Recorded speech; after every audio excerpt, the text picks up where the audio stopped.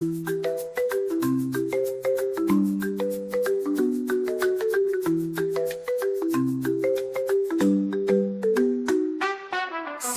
gleams on a calm, clear sea.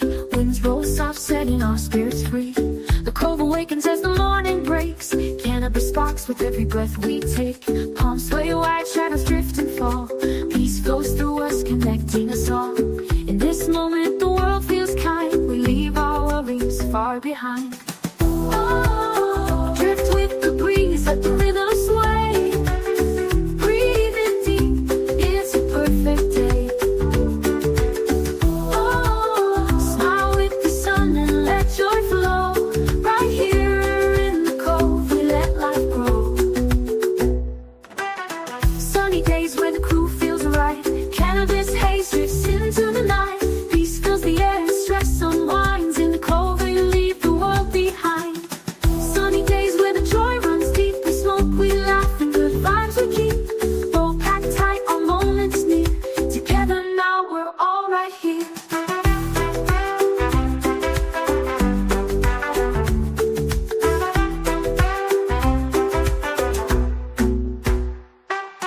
Midday glow with a gentle breeze. Laughter rolls like waves on the seas. Man-Bear stories, Europe's wise tone. With every talk we feel at home. Beanz drops beats, keeps the vibe alive. Cough sees coughing, tears fill his eyes. The cove's a haven where joy remains. Flowing like sunshine through our veins. Oh, lift your soul, let the music play. Take a breath, let it drift away. Oh, feel the love in the ocean's flow. Right here in the cove, it's all we know. Sunny days where the crew feels right. Cannabis haze drifts into the night. Peace fills the air, stress unwinds. In the cove, we leave the world behind. Sunny days where the joy runs deep. We smoke, we laugh, and good vibes we keep. Both packed tight, our moments near. Together now, we're all right here.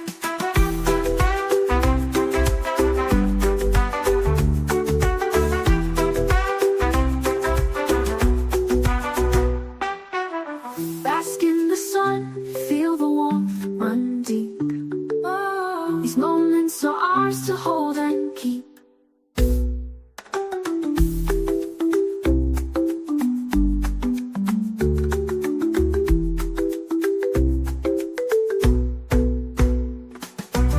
Sunny days where the crew feels right. Cannabis haze drifts into the night.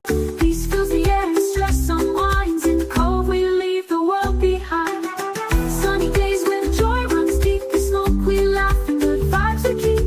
Both packed tight, our moments near. Together now, we're all right here. Bask in the sun, feel the warmth run deep. Oh, these moments are ours to hold and keep.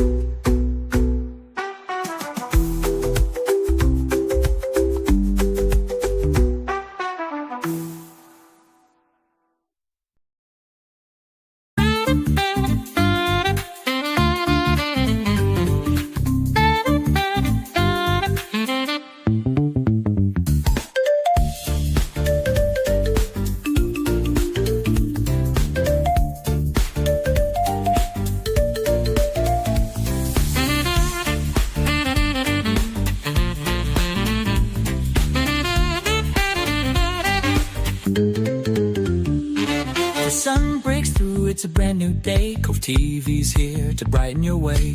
Coffee brews, the rhythm feels right. Spark your morning, let's take flight. Feel the buzz, let the energy ignite. We're your crew, bringing morning delight. So grab your cup and let it flow. Cove-TV morning, let's start the show. Coming up next is the show you know. Cove-TV morning where good vibes grow. Hit that like, don't forget to share. Wake the world, let's go anywhere.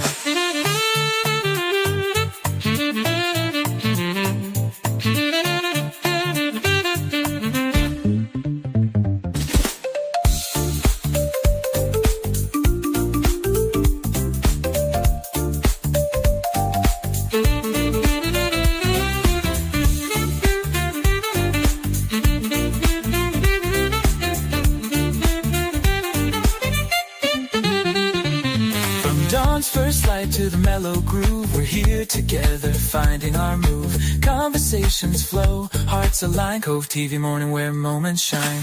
Whether you're near or miles away, we're the start of a beautiful day.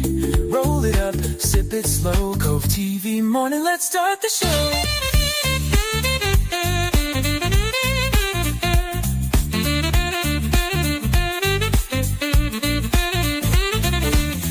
Your head, let the good vibes rain. Cove TV's magic, ease in the strain. Every laugh, every note we play reminds us all it's a brand new day.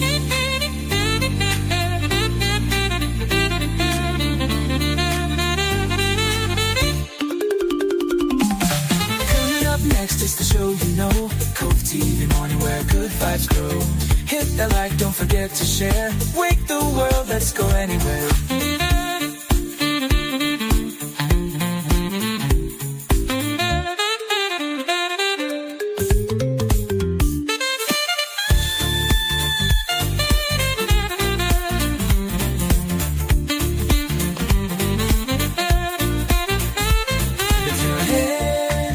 Vibes rain, Cove TV's magic, ease in the strain. Every laugh, every note we play reminds us all it's a brand new day. Cove TV morning, your start, your glow, with coffee, connection, and stories to show. Thanks for joining, we're glad to know. Cove TV morning, let's start the show.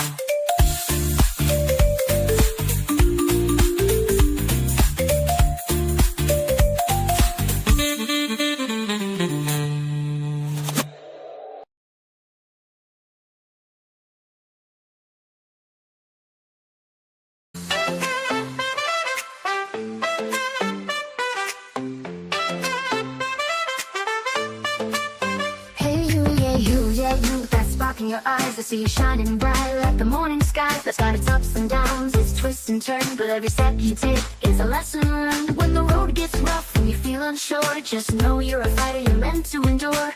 Beanz is here to say you're doing just fine. You got the heart, the strength, you've got the shine. Beanz hopes you have a wonderful day. You're amazing, don't forget, in every way. When life gets tough, just remember this truth. You're strong, you're brave, and you've got the proof. Every challenge you face, every mountain you climb, shows the power within every single time. So smile, stand tall, don't be led astray. Beanz hopes you have a wonderful day.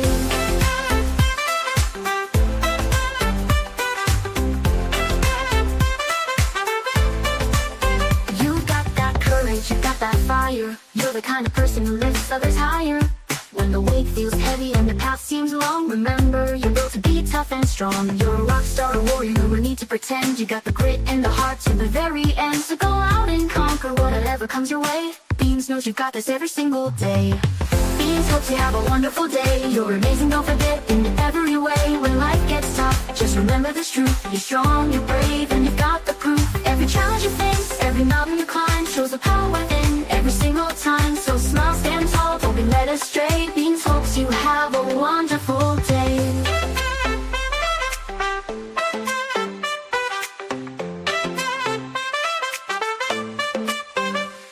When the world feels heavy and you're feeling low, just take a deep breath and let that strength show. You're not just surviving, you're living out loud. Be proud of who you are, stand tall and be proud. Life's just a test of how far you've come. You're shining like the brightest sun.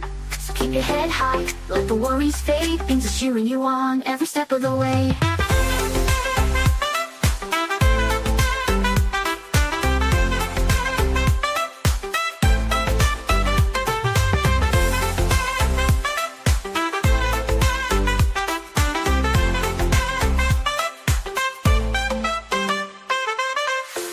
You have a wonderful day. You're amazing, don't forget, in every way. When life gets tough, just remember this truth. You're strong, you're brave, and you've got the proof. Every challenge you face, every mountain you climb, shows the power within every single time. So smile, stand tall, don't be led astray. Beanz hopes you have a wonderful day. Hey you, yeah you, you're gonna be okay. Beanz believes in you each and every day. So go out there, shine, let nothing get in your way. Beanz hopes you have a wonderful, wonderful day.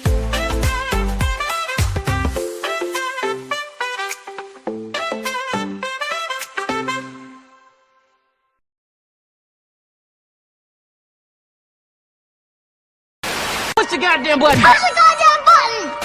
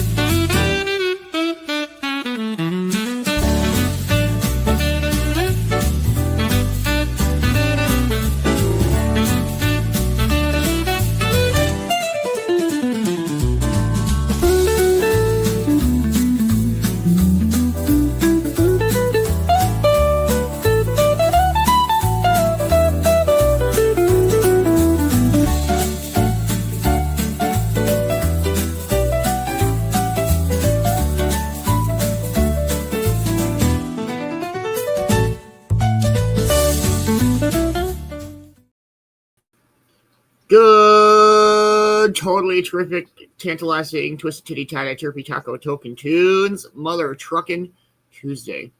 Oh, Flood's hanging out for me. You like an 8 out of 10.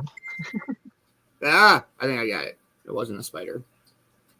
As long as it's not a spider. You remember that one day I saw a spider? It was Whoa. like, Good freaking freezing morning, everybody. Cheers, cheers. I hope everybody's having a wonderful morning. Let's get this sunrise on its way.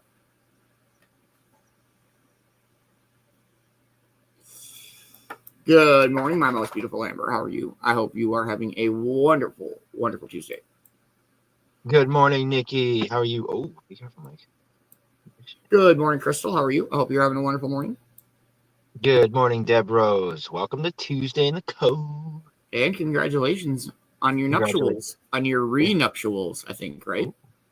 That's awesome. Yes. Good morning, Fabi. How are you? I hope you're having a wonderful morning. Good morning, Bill. How are you doing today, man? Good morning, Vicki. How are you? I hope you are having a wonderful morning. Good morning, Denise. How are you doing? I'm good. I'm well. I'm fine. Yeah. It's fine. I'm fine. We're fine. I'm fine. Good morning, DJ Ash. Man-Bear does it better, but I try. Much love. You'll get it. Good morning, Stephen Miller. What's up, brother? Hope you have a great deal. Great day. Great deal. Great day. All deals. No deal. I don't know. Okay. Good morning, Erica. How are you? I hope you're having a wonderful morning. You don't get to Howie Mandel me this early in the morning. Yarg, Arston, how you doing? No walking the plank today, matey. Hey, Chance. Cheers, Chance. How are you? I hope you're having a wonderful morning. Cherry Peyton Flower. Dang. Man, I don't like you no more, Chance. No, I'm just kidding. That's awesome, Chance.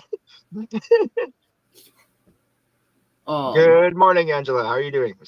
Oh, thank you. So I hope everybody's having a wonderful Tuesday morning.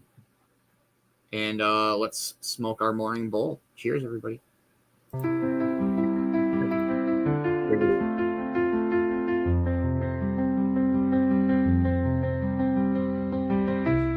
The morning's here, the horizon glows.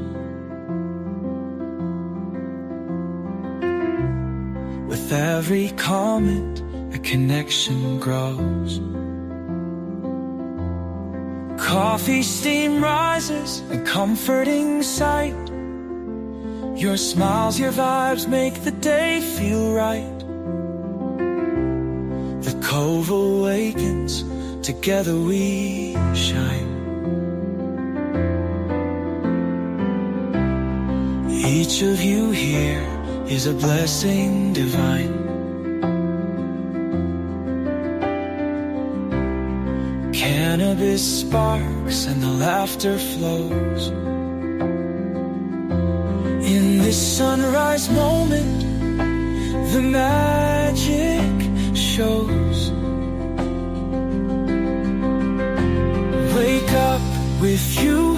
it's a beautiful start. The Cove's a place that's close to my heart. Each voice, each laugh, a melody true. Sunrise sessions wouldn't shine without you. Through every dawn, we've built this bond. A family of light, stretching far and beyond. Rolling the herb, sharing the brew. Moments like this feel sacred with you. The rhythm of life, gentle and kind, echoes in hearts with peace intertwined. Together we stand as the morning breaks. A sunrise with you is all it takes.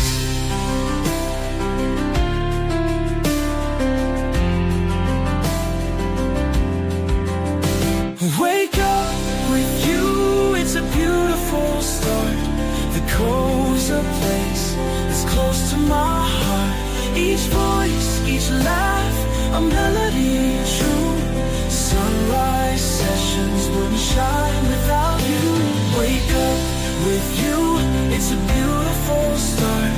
The Cove's a place that's close to my heart. Each voice, each laugh, a melody true. Sunrise sessions wouldn't shine without you.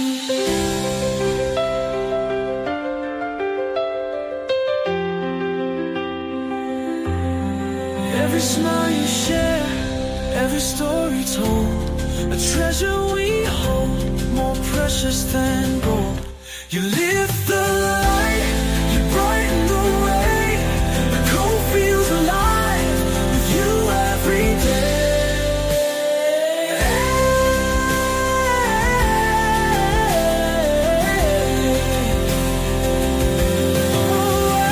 Wake up with you, it's a beautiful start. The Cove's a place that's close to my heart. Each voice, each laugh, a melody true. Sunrise sessions wouldn't shine without you.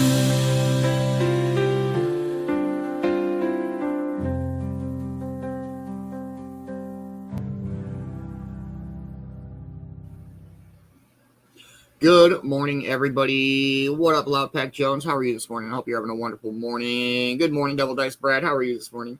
Hope you're having a wonderful morning. Oh, no, Nikki. That's not good at all. I'm so sorry. It is crazy cold everywhere, everybody. Please make sure you are staying warm. We are at a solid negative, well, it feels like negative 36 here in Minnesota. Our morning update for Tuesday morning, January 21st, 20-something or another. Well, fucking, we'll start off with yesterday. Fucking Stab Time kept the trophy. So we're definitely gonna have to try to get that back today. Great fucking movie shows last night. Man-Bear did The Man from Toronto and oh man, what the fuck? Harvard Man. Harvard Man, I wouldn't have thought of that. And Magic did Guns Akimbo, and I want to say Ready or Not. Is that right? Yep. Okay, yep. And then Kelsey did Van Helsing, and then the original, the OG Resident Evil from 2002. I love that movie. We did stream to Magic's page, Kelsey's page, the Cove page, both of the Sir Cops Lightning and Cove YouTube. So if you go back and rewatch any of those, if you missed anything, dude, it's fucking Tuesday. If you don't know what that means, let me fucking tell you what that means. That means it's motherfucking Token Tunes tonight. And why do I sound so aggressive? Because it's fucking Token Tunes. Like, and you got like 2 songs left. Top 3 show of the week. I mean, I know that like everybody, I have a couple, but like, man, if I had to, it would easily be one of the top 3 shows that we do. I mean, I know you're happy about Token Tunes, but really, how many songs do you think you even have left? Enough to hang out. enough to hang out. Oh, you're there, man, but you're just cheering one of us on at this point. I mean, you can try and get that belt, but I just don't think it's possible anymore with the amount of songs you got left, brother. And I love you, but I ain't hating. I'm just participating, brother. Easy. Come on, don't leave me hanging. This afternoon, we got some Stoner Roulette. We'll do a couple chapters of Guardians of Unity, and then yes, tonight 9 p.m. Eastern Time, only on the Sir Cop Slot page. We have the totally terrific, tantalizing, twisted titty tie-dye turkey taco Token Tunes Tuesday. So make sure you come out, drop that Token Tunes hashtag, and pick a number between. We're down to like 30 some fucking songs already. Well, I want to say like 41, but you're saying 30. I think we're like 40. But somewhere around those two numbers. It's so many songs. So we're gonna have a great time. Morgan is pretty heartbroken this morning because her blue ball, her favorite ball, it must have rolled under the stove last night, and so like the top side of it melted a little bit, which is fine, but then like now it's really sticky, and I'm just afraid of like that sticky shit. Like I don't want her ingesting it. So she lost her favorite blue ball, so she's not really sure what to do. And we've been playing with it all morning, so like Morgan, you'll be all right. She has a whole other one that she doesn't even know exists yet. So she's got 3 brand new ones. You're fine. But I know that was your favorite ball. I know. That was your go-to. Dude, I broke that. You remember my skull bong, my Rasta skull bong? Fucking, that thing was awesome, man. And I was cleaning it one day before a show, and I did too much hot water and then too much quick cold water. It just went. I'm going to see if it sits for a bit, if like some of the stickiness dries out of it. Because I don't mind if she has it. It's not like all melted and deformed and shit. Yeah. It's just I don't know. It's very like sticky. And so I noticed that she had a little like, and they're just like little like, I don't want to use this word, but it looks like little microplastics. Yeah. She's got 3 other fucking chocolate balls. She's got her bong toy. She's got 2 sticks in here to chew on. She's got a tug-of-war toy. Like, she will be fine, but I know that was your favorite ball. Morgan's a picky bitch like me. That's been your favorite ball for a long time. I know. I'm from Southwest Minnesota. Oh, I'm in Canada, British Columbia. And you know what's funny about that is that it's colder in Minnesota than it is in Canada. Dude, you probably have more snow than us, dude. We got a skiff last night. We have no snow, bro. We got like maybe half an inch, and the only reason I know is because there's footprints where there was no footprints. It's the only reason I can even tell. It's like a light dusting. They even call it that. Oh, happy 420. Oh shit. Morgan, come on. Back up. There you go. Cheers.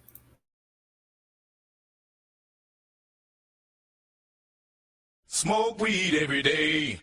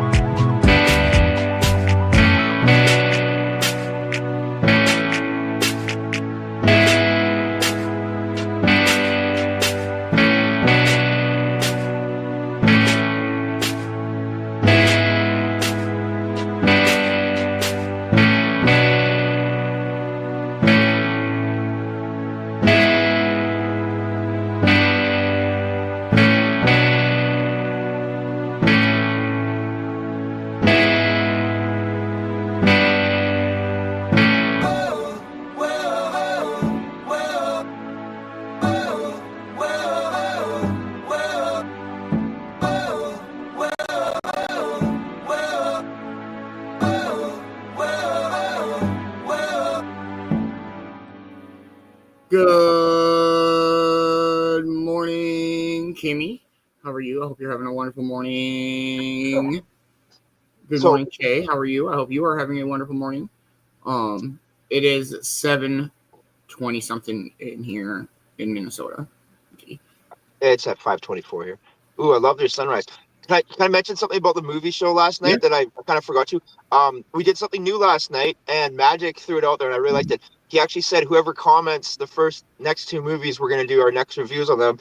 And then the next third movie was Coffee's next one. Fourth one was his second one. The fifth and sixth was my next one. You picked Scanner Darkly for me, didn't you? Yes. Wow. Okay. I actually forgot about this movie. So I haven't actually watched it, but I really do believe this movie is the reason for the game Cyberpunk. If you know what Cyberpunk is, you know what I'm talking about? Yeah, absolutely. I don't know. So they used a very interesting filming concept in that movie or whatever, editing or whatever it's called. So they filmed the whole movie and then they ran it through what they call a rotoscoper. Yeah. And that's what gives it the animated look, but it's a fucking trip. It's such a good movie. I swear there was a cartoon back in the day that fucking did that, bro. I swear it was so yeah, I'm sure. Oh, it's around the time of undergrads too. It was not BoJack Horseman. Oh god. This is killing me, bro. I swear I've seen that. That's why when you said that and then I went and looked it up, I was like, oh shit. I was like, I know this movie. And the cast, bro, the cast of Scanner Darkly is insane, man.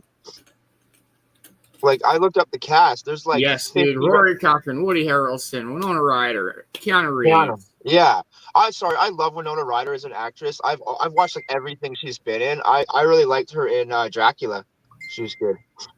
Everyone doesn't remember. Her and Keanu Reeves were in Dracula, man. Hey? Yeah. I'm just saying that's an obscure reference, but Dracula was a great movie. Actually, I was referencing it because it references Van Helsing from the movie show last night. It's Van Helsing is the main doctor in Dracula, which I love. I love how it like actually ties in together. And one thing last night too, Transylvania means through the woods or castle through the woods or something like that. I remember from my movie review of Hotel Transylvania, one of my favorite Adam Sandler movies of all time. It's a great one. So what does everybody got planned for their Totally Terrific Tuesday? I'm pumped to keep my Token Tunes belt tonight. I'm pretty sure that my streak's back on. Sorry you didn't get that 4 weeks in a row there, buddy. I know you're really going for that four belt. Right. Hey, it's not my last Token Tunes, bro. I mean, you ain't got much songs left, but yeah, I know what you say. Yeah. I mean, if you win this week, actually, I hope you do win this week. Then that means next week there's no way you're gonna win. Yeah, I don't even. We're down to so many songs, though. It's so great, though. I love it. Oh, I do. And you know, my favorite song from my list so far that actually has played was the remix of "Smells Like Teen Spirit" because it sounds normal, and then the bass. That was a dope remix. When I first heard it, I was like the first time you hear dubstep. You know, I love the Key and Peele or with the dubstep. Yes, that's what I was referencing. I always kind of reference that. That's kind of when people are like dubstep. That's where I always go to. Yeah, it's a lot of noise. It's a lot of loud noise and but like before and after dubstep was Dub FX, who I love how he showed people how he was making his tracks. Like he's on the street, like, hey, I'm gonna make you a track, and then make a track while he's doing it on the street. I'm like, that's fly, man. That's like just. There's one dude I watch. I can't remember his fucking. I know it starts with an E, but like he'll just go and like find like random weird ass videos. Like one of my favorite ones was he made a song out of the sound effects from Mario Paint. Yeah. And then he found all these different the turn signal hazard light sound effects, like from videos of cars with their, you know what I mean? It wasn't just sound. It was really cool. You know, I've been watching lately is this guy named Michael Manelli. He's on the streets in New York, and he has a sign that says, "Hey, can you rap? Can you sing? You know, help me finish this track." And I'm sorry, this one song is so good because of the intro, and then people start rapping to the end of it or singing, but there's so many different versions because he randomly grabs people off the street. Like, hey, can you rap? Yeah, here, I'm going to start my song. You finish it. I love that. Futuristic, the rapper, I'm pretty sure that's who it is. Will dress up as like a nerd, like straight up like Steve Urkel style. And then he'll go to like the basketball courts and like like Compton ghetto style ghettos.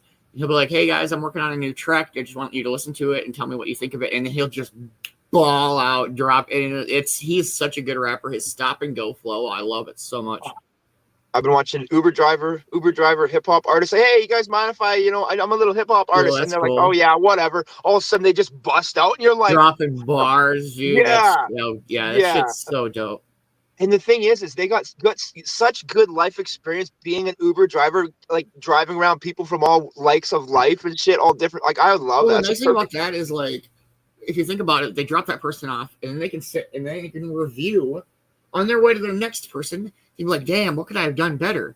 And then they'll just sit and like, then they can just sit and rap with nobody around and make fool of himself. And then they pick up that next dude, and then he's like, yeah, you want to hear some shit? And then it's that much better. I'm sorry, Uber and DoorDash is the future of people working for themselves, basically. I mean, you're not necessarily working for yourself, but we did DoorDash, and yeah, man, it works. But speaking of hard Uber, because, go ahead, sorry. I was just saying DoorDash is hard because there are days where you didn't make money. That's the hard part. It's like you don't even break even, where you pretty much just put gas in your tank and you made it home. And you're like, fuck. Like, you didn't break even, right? I think Ammo Dabs does something like that. DoorDash Eats. One of my Michigan sisters, Leah Yost, does it, and she does it hardcore, man. If you do it for 8 hours, but it's hard to be in your car for that long. But I love it. Like, it was good experience, like you said. I always love the NFL commercials for Uber Eats. They're like, oh my god, there's so many, and they're so fucking good. Like I saw one the other day that was talking about like the goalposts looking like French fries, and it's like Uber Eats, McDonald's French fries, and I'm like, they're like, the NFL is not designed to sell people food. Like, so did you know on Canucks game night, McDonald's has deals on burgers? I believe it. That they do. They do like game night, burger night, or something. I think that used to be true though. But it's not anymore. Not true no more. Not true no more. Dude, you know how many mock-ups? Dude, do you know how many mock-ups have been done of him by this hour has 22 minutes already? Like so many. Like, and it's the same guy who looks like him doing it. It's so funny, bro. Oh my god. So the best part was go ahead. No, I was gonna say he walks out of how he walks out of his house to do the little like announcements or whatever. Well, the mock of him walking out and he's like, I know you all think I wasn't trying very hard, but I was very trying. And I was like, oh, you were trying. Oh, you were trying our patience. So I was fucking looking, so we can change the fonts and stuff now, and you can upload fonts. And so I thought I have a shit ton of fonts, but I can't find the folder of it. So I just went and downloaded a new one. And I highly recommend, if you want a never-ending wormhole of amazingness, archive.org. The Internet Archive is so dope. And so I found a it's called the Font Pack Pro Master Collection 2022. I don't know. There's so many fonts, you guys. And so this is, I'm going to roll with this font. It's called Green Bee. Nice. Yeah, that was my important information. I don't know. It's cool. I love just like, I have so many folders of just obscure bullshit because I am in like a file hoarder. I can't delete shit and get rid of shit. And, like, I have so much space on my computer, and 90% of it is used with nonsensical shit. My girlfriend had to take things off of her phone to hold all the music. She has over 1,000 songs on her phone alone. Like, just her phone. Yeah. If she had a computer, bro, and the funny thing is, she's like, I love all my music, and she'll put a song on it, be like, I got you that damn song. I found that song. I keep going like, man, I found that song. I'm like, I know you got your taste from back in the day, but I go down YouTube's wormhole for music, for hours, just finding new stuff and like mixes, and really helps with token tunes. Well, like, I'll find hear a song or a playlist or something like that I'm like, ooh, what is this? This is interesting, and then I'll just download the whole fucking album or the whole playlist. Just go through 95% of my YouTube, they actually told me, is music. Like 95% of what I use YouTube for is music. If they made my YouTube history into a movie, it would be called The Musical. That's what they told me. Yeah, I was like, dope. Oh, okay. Yeah. All right, well, let's play a song and then we'll dive into this day in history, everybody. I hope everybody's having a wonderful, magical Booyakasha morning. What up, man? I just saw that. Morning Magic. How are you, brother? Hope you're having a wonderful morning. Stay warm, friend. Let's go with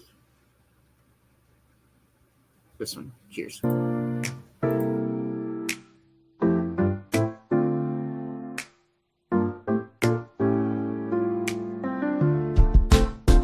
Wake up slow, let the morning shine. The Cove calls us, it's a peaceful sign. Coffee brewing, bowls packed tight. Gathering with ganja, everything feels right. Feet in the sand, hearts open wide. We're all connected, no need to hide. With every toke, the worries fade. Sunday mornings where love's displayed. Gather us with ganja, let the spirit flow. Feel the warmth from the highs we know. Together we rise with each slow exhale. In the Cove, good vibes prevail. Gather us with ganja, let joy abide. Peace and unity side by side. Breathe in deep, let your soul ignite. Together we shine in the morning light.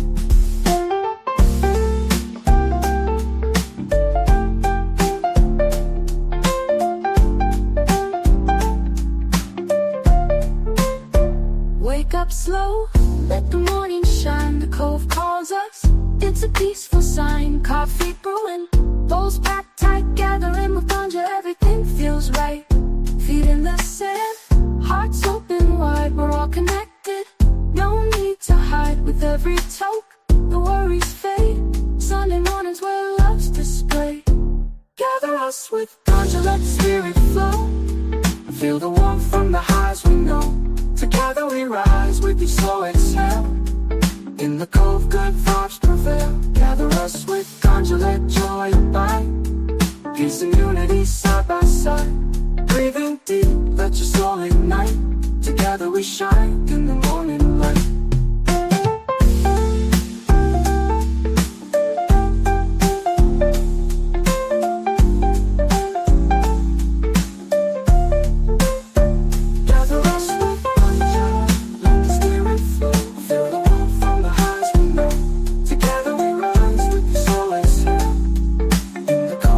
Vibes prevail.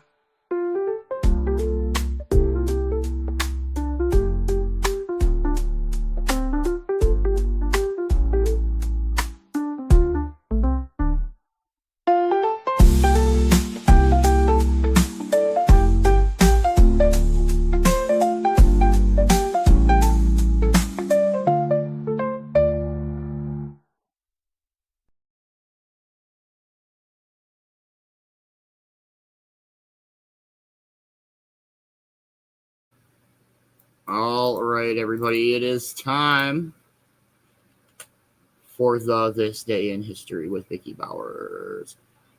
I talked to her a little bit yesterday. She said she's from Texas. It's dipped down to 20 degrees overnight. Like, that's what the projected were. I haven't talked to her yet today, but she said she had to go get a new battery for her car.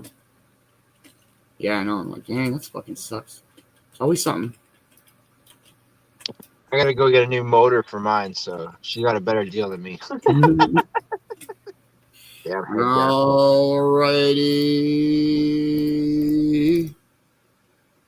So I'm gonna do this. Here we go.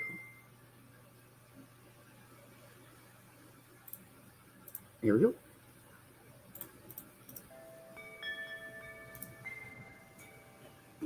Welcome to January 21st. As usual, we have a word, an event, a birthday, and a song. Oh, there's a little space heater. I hope it's not too loud. I hope you find the topics of today's episode interesting. All righty, let's have a look.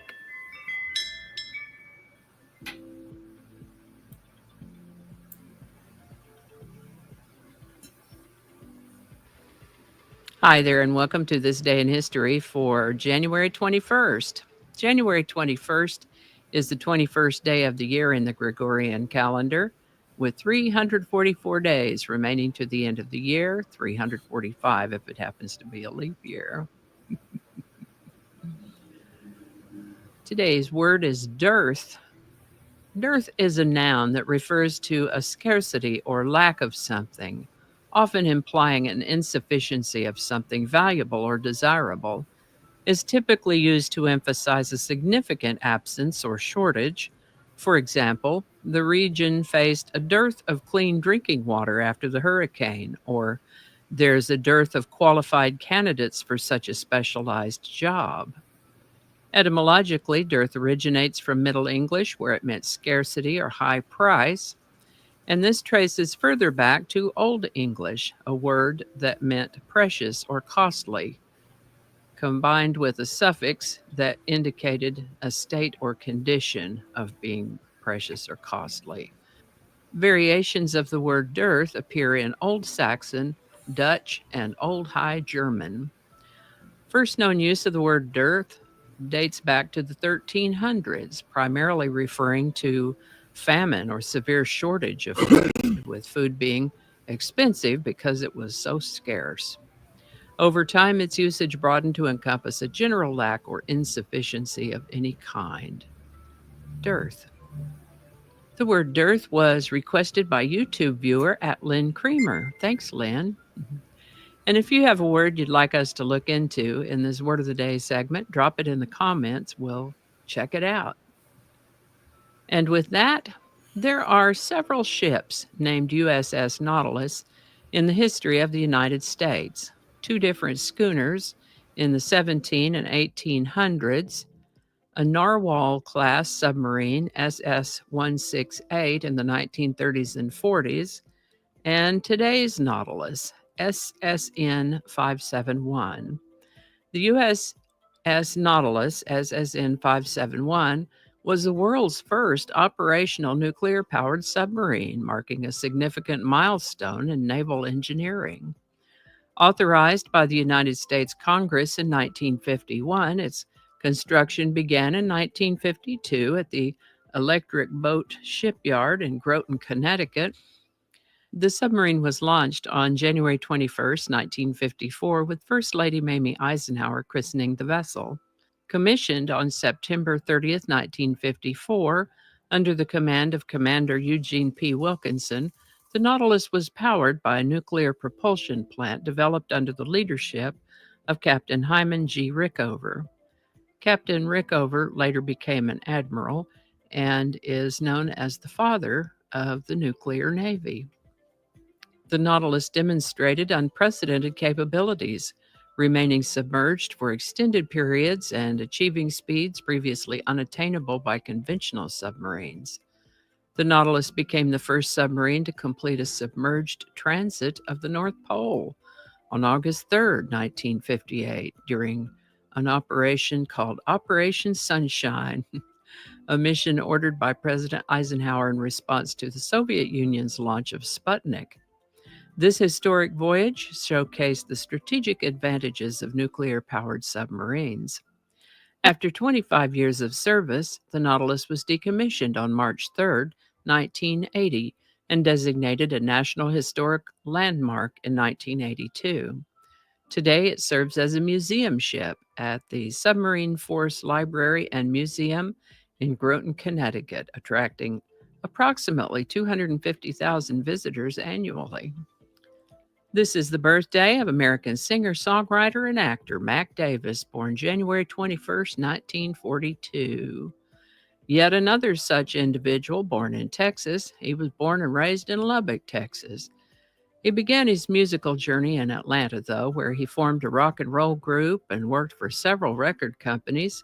He went to work for Nancy Sinatra's company, Boots Enterprises, which was a great opportunity for him. He gained prominence as a songwriter for Elvis Presley. He wrote hits like In the Ghetto, Memories, Don't Cry Daddy, and A Little Less Conversation. These successes paved the way for his own recording career with chart-topping singles such as Baby Don't Get Hooked on Me, One Hell of a Woman, and Stop and Smell the Roses. Beyond his musical achievements, Davis showcased his talents as an actor and television host. He got his own variety show, The Mac Davis Show, and appeared in films like the 1979 film North Dallas 40 and The Sting 2 in 1983. His contribution to the entertainment industry earned him inductions into the Songwriters Hall of Fame, and the Nashville Songwriters Hall of Fame. Mac Davis passed away on September 29, 2020 in Nashville, Tennessee, leaving behind a legacy of memorable music and performances. Mac Davis. So, of course, we're going to talk about a Mac Davis song. Out of all the songs he wrote for other people and all the songs he sang, whether he wrote them or not, the song that caught my imagination for today's episode is a novelty song he released in 1980.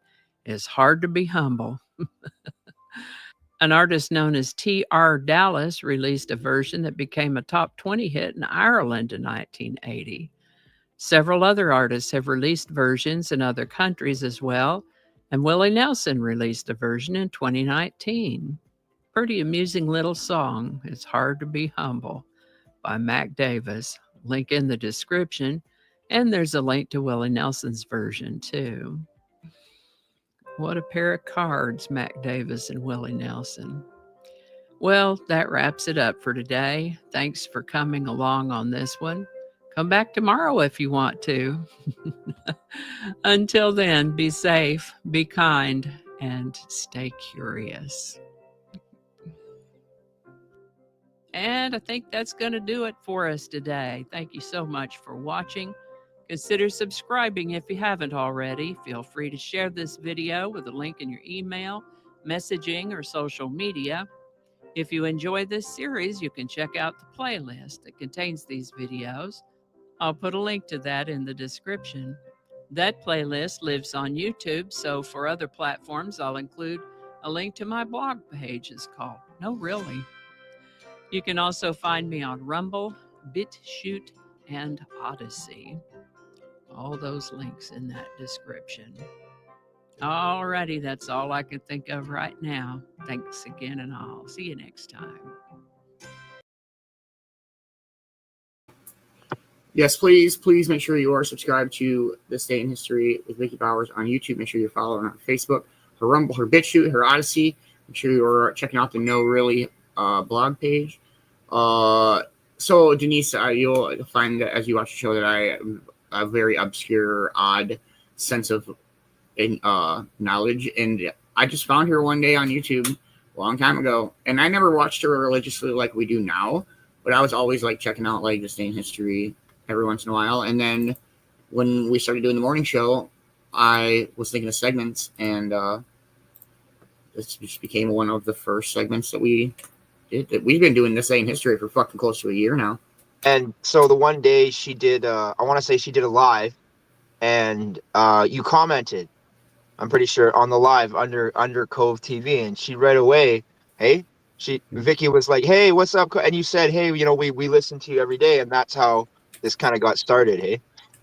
And then one day we were doing the show, and Vicki Bowers commented on this show, and he was off getting a coffee. I was like, get back here! I wanted to yell like through the screen, like get back here, Beanz. She's in the. It was during Dr. K, I believe, actually, that she actually started commenting. I could be wrong. Hey, Beanz. Well, yeah, that was the first time but that was after the live when we. Yeah. Yep. And then all of a sudden it just snowballed, and I love that. Yeah. I love that she sends it to you, man, because like it's just a good way to start the day. One of the first ones I remember, and I'll never forget it. Don't ask me why. I never forget this obscure fact she told us is Halle Berry and Magic Johnson's birthday is the same day. I don't remember which day, but I know that Magic Johnson and Halle Berry share a birthday, and I'm happy about that. I don't know why. Hey, good morning, Bill. We already say good morning to you? I feel like I haven't seen you yet this morning. I feel like I did say good morning. I feel like we did. Good morning, Bill. Yep. Oh, yeah, getting stoned word. What the fuck am I talking about? Well, still. Have you? Okay, so I gotta ask, how many nose dabs have you actually had this morning? Not enough, bro. Dude, I was just saying, you seem under nose dabbed. Let's do a nose dab or two. Okay. All right, let's go with some cheers, everybody. It's good to see all you in the Cove. Good morning, Daniel Wright. How are you? I hope you are having a wonderful morning, man. Cheers. What up, Daniel? Everybody. Have a great day.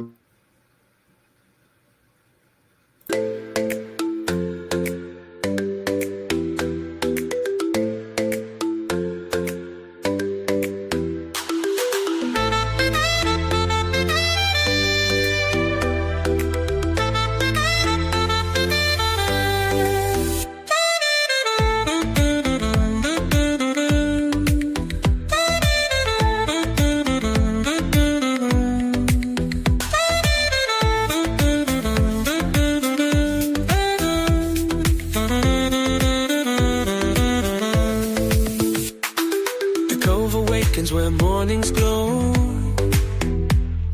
a place where hearts find room to grow. Coffee's brewing, the day feels right, sparking joy in the morning light. Palm trees sway, skies painted blue, every moment feels alive and true. We gather here, a paradise divine, in the cove where vibes align. It's good to see you, the day begins, in the cove where connection wins. Cannabis clouds and sunshine's kiss, together we rise in a morning like this.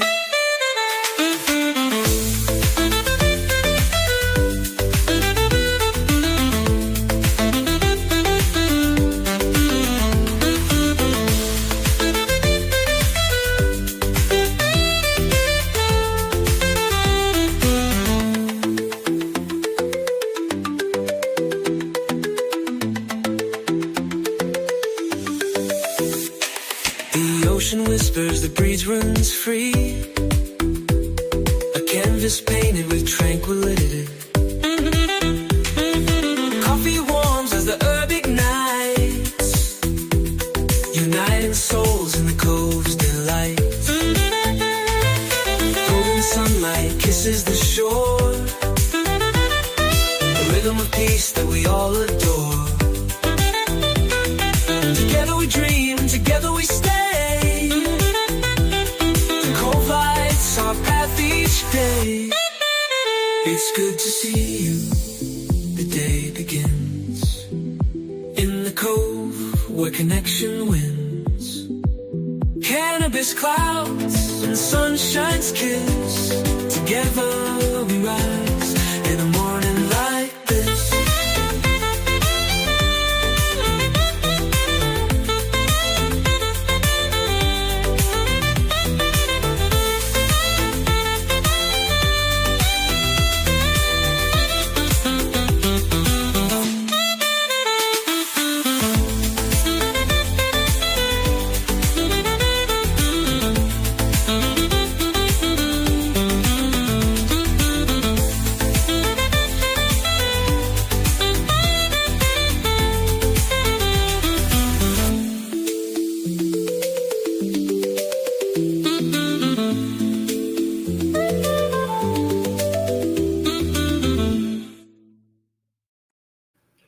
Damn it, Man-Bear, whose idea was it to do no jabs? Oh. Okay. So, I'm excited for this morning speaker. At least you got dabs. I'm smoking weed up my fucking yeah. So, I'm on the hunt for the audiobook, The Subtle Art of Not Giving a Fuck by Mark Manson. I used to have it, and I looked for it, and I couldn't find it. So, if anybody knows, reach out to the Coves. No, not Cove, just this one. What's that book I just found?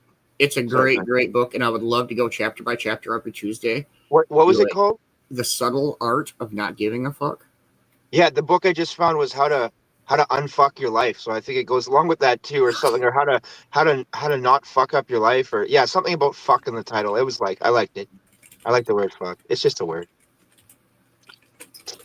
But so I couldn't find that. But he does have a podcast called The Subtle Art of Not Giving a Fuck podcast, and it's very, very cool. I kind of cruised through it.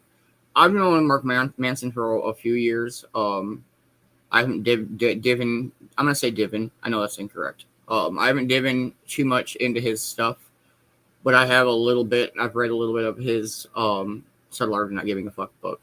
It's a great book. But I just gotta find the audiobook of it so then we can listen to it. Yeah.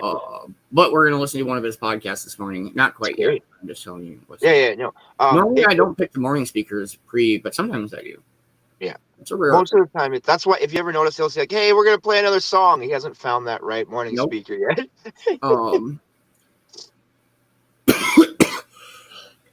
Yeah. See what happened to Beanz right there? We're calling that the aftermath. You're like, I'm fine. I'm not gonna cough. I'm not gonna cough. All of a sudden, like a few minutes later, it's like, bam! Something smacks you in the lungs. You're like, I don't know what's going on. I do want to update everybody and say that I wasn't bullshitting everybody when I said Cove shirts are in the works. I don't know if anybody's dealt with like dirt track racing teams or like snowmobile racing teams or anything like that, like any sort of like that. It's probably going to end up being like a pre-order deal, but it won't be for it probably won't be till like February-ish. But because my mother is going to be the one making them. Oh, shit. And we're only going to do them in batches. So, I mean, like, basically, it'll be like a 2-week order slot. If you don't get your order in by then, you're going to have to wait until the next time that we do an order of shirts. Because I don't want to deal with a merch store. My mom does want to do them, and she's very excited about doing them. And so I feel like that's a good way to meet in the middle of not having my mom to have to do constant orders. She can just do a bulk order of 20 or 30 shirts or whatever it may be. And I believe it's just going to be a simple black shirt with the Cove logo on the front and the Cove logo on the back. Nice. And we're going to try to make it super duper affordable. I just want to make sure that my mom is compensated for the materials, obviously, and the shipping, which like that'll be included in the entire price. Not you won't have to pay shipping, but it'll cover it. Cove shirts, magic. I only need 7 because 1 for each day of the week. 1 for each day of the week. I mean, I definitely want to have like we talked about like hats and coffee cups and all that shit. All in time, everybody. All in time. But like hoodies, absolutely. Yeah. But right now, I know everybody wants shirts. We're really, trying to get. I've got. In my head, I'm thinking about stickers and other stuff like that. But she's making a couple trial ones here in the time for and then she's letting me know how they turn out, and we're gonna go from there. But it's like I said, it'll be a bit yet. But I just kind of want to update everybody, and that's cool, man. It'll be, I don't know, I've got some more to figure out on it, but I just kind of want to update everybody on that. Like she loves doing the embroidery and helping and being involved, and so I absolutely love to include my mom whenever I can. Absolutely. And like I know exactly what your mom's doing because my mom ran a shirt printing / embroidery business for like 20 years, bro. Like she did all of that, and she had the press, she had everything, man. Like it was dope. And I mean, you can call me biased, whatever I want, but my mom does insanely good work. Like she does. I've seen your mom's work. Oh, she absolutely does. And Kay, your Vicki B pendants should be being mailed out today. Nice. Yeah, that's too cool. Too cool. Yeah. So yeah, I would love to do like colored shirts and all sorts of cool shit and all this and that, but I'm just trying to get I mean, it's kind of like how all the rest of the Cove has evolved, is like I just want to get something there and then we'll go from there. But I just probably black shirt, Cove logos. And you know what? You know why I want Thank one, you, right? Kay, what's that? The best reason why I want a Cove shirt is to walk around my town and have people be like, "Hey, what's Cove-TV?" Be like, "Ha! Now we can have a good conversation. What's up?" And yeah, it might be like there might be a find on Facebook. I have no idea. Right now, all we're doing is she's just testing the Cove logo to see how that goes, and then.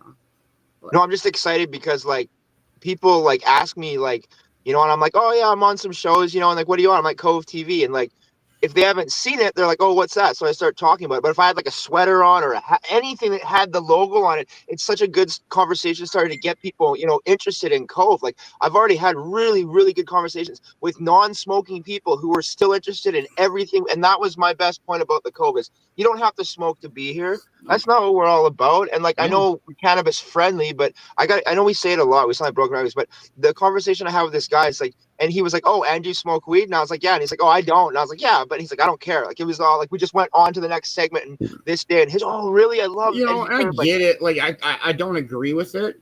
But like, if the smoking of the weed and the cannabis and the talking, if it does get to you, you don't like it, and you don't want to watch, I understand, and I'm sorry, and that's okay. I don't mean it in a bad way, but like, then don't watch. I'm sorry, but like, I don't mean that. That sounds really bad, but like, no, it doesn't. Don't put yourself in an uncomfortable situation just because. Yeah, that sounds silly. No, you're talking about people being comfortable and people not being comfortable. That's 100% reasonable, bro. Like, we can't. Trust me, I'm not. I know plenty of people that I'm very good friends with in social medias and stuff like that do not watch the Cove on a daily basis, and I do not think any less of them. Like, no, like I know people who are like, man, I'm always at work when you're doing the morning show, and I was like, oh man, just because of where they live. Like, I know there's guys right now that would love to be watching, but they're like, man, I'm at work. Plenty of people that like throw it on their TV. They don't comment throughout the show. People that put it in their earbuds and they don't comment throughout the show. And yeah, I don't know. I get it. People are busy. I think it's great because besides like the Vicki Bowers, the Sunrise, stuff like that, like you're not necessarily missing anything by not watching, like by just listening. Like you still get 95% of the information. Yeah, we were talking about that actually like a month ago. We were talking about like the morning show is like for about 90% listening and about 10% visual. Dude, I love it that people like throw it on their car and listen to us while they drive to work, or like throw them in their earbuds and like listen to us while they're working. Like don't even watch it. Like that's why it's called the Cove-TV morning show, not the Cove-TV podcast, which I know is a word that I just don't even like the word anymore because it's not. It's no. This is. I've always said that like this isn't a Facebook Live or the podcast or anything like that. It's a show, and I always sound really shittily when I say it, but I'm like, no, you don't. It's a show, and it will be treated as such. No, you don't. No, that sounds proper. And I'm sorry, my best example is if you guys know who the 406 Budcast is, I absolutely love those guys. That's a wonderful podcast to check out, man. Yeah, absolutely. And they have such a good panel of people. You better not be texting and driving. I know you're fucking using text to talk. Don't do it. Don't do it. I will chew your ass on air. We'll send dab time after you. You know they're on a vengeance streak. Some of our legacy longtime viewers have seen me do that to a few people. You're fucking texting and driving. Yeah. And then we thought Coffee. So me and Coffee had a funny conversation one day. I was like, "Are you texting and driving?" He's like, "No, man. Talk to text." I was like, "Oh, hands free. That's cool. That's cool. All right, you can do that, bro." Yeah, that's fine. You need to talk text. But yeah. Another fucking phone down. What I oughta. No, I'm just kidding. All right, let's do our back-to-back track attack, and then we'll do our morning speaker. Go ahead, Man-Bear. Do something nice for a stranger today.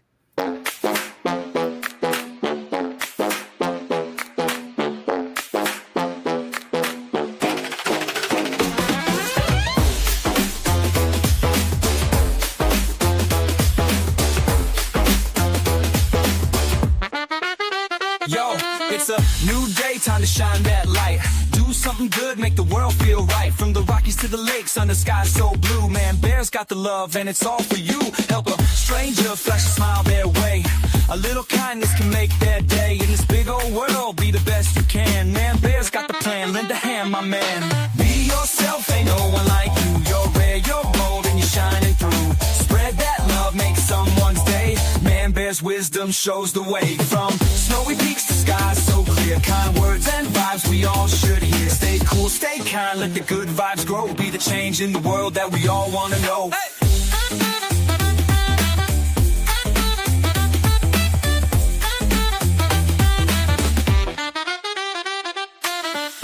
North where the spirits stay strong.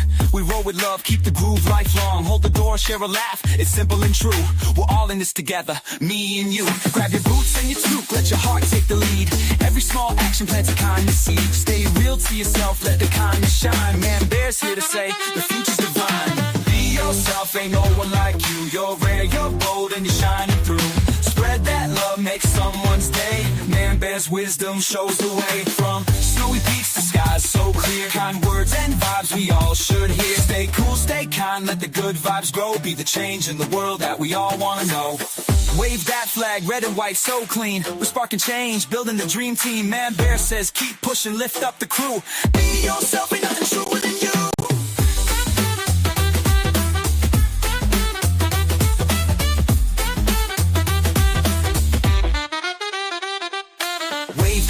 Red and white so clean. We're sparking change, building the dream team. Man, says keep pushing, lift up the crew. Be yourself, ain't nothing truer than you. Be yourself, ain't nothing truer than you. Take a breath, let this message guide. Man bears words like a beacon inside. Do your thing, let your true self shine. One act of love at a time, divine.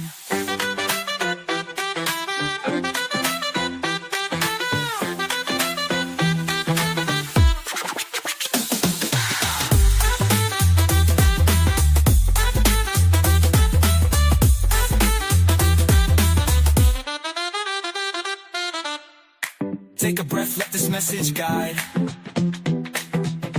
Man bears words like a beacon inside.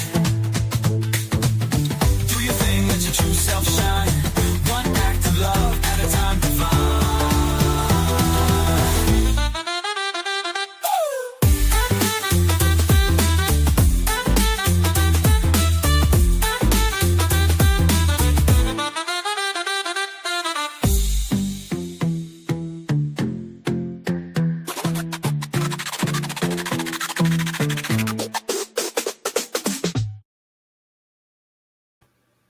Oh, the upside down crab cat. Fuck you. Yeah, didn't know how to use this for so long. It's supposed to go Yeah, like I mean, that. it worked either way. Yeah, but it didn't fit in anything like that because that looks like the end you put in. And this one, it spun good when it fit. And every single banger I have, it fits with the horns. Peck, Lil Peck, Yep. was the one who showed me how to use it. He's like, I got that one. I was like, damn, son. All right, everybody. Don't forget, stop and take a breath. It helps. It really does.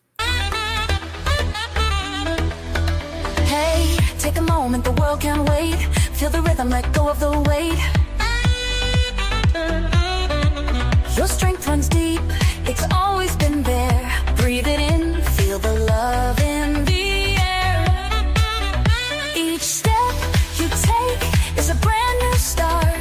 Beanz says you've got the fire in your heart. Lift yourself up, wipe off the dust. In your own strength you can trust. Beanz says just take a breath, just for you. Feel the peace as it carries through. Life's a wave, let it lift you high. Each moment glows like the morning sky. Breathe it in, let the calm reside. Find your strength, let it amplify. You're enough and your heart is true. Beanz says just take a breath, just for you.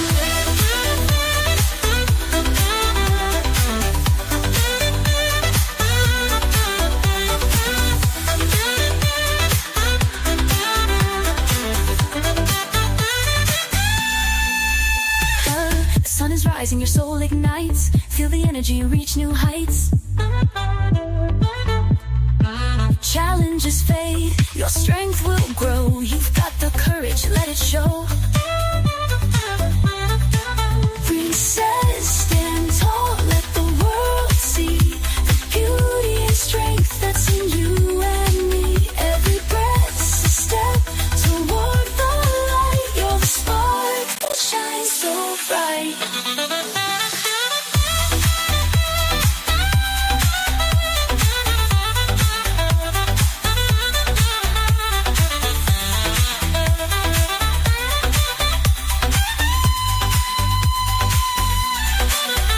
Beanz says just take a breath, just for you. Feel the peace as it carries through. Life's a wave, let it lift you high. Each moment glows like the morning sky. Breathe it in, let the calm reside. Find your strength, let it amplify. You're enough and your heart is true. Beanz says just take a breath, just for you.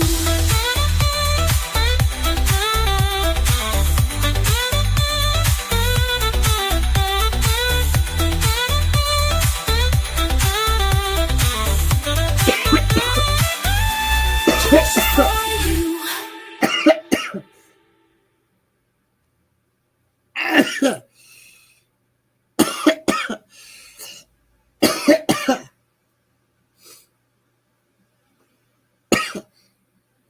I'm not muted. I thought I was muted. That's great. Well, I'm not dying. You're dying. Good morning, Box Man. How are you this morning? I'm muted.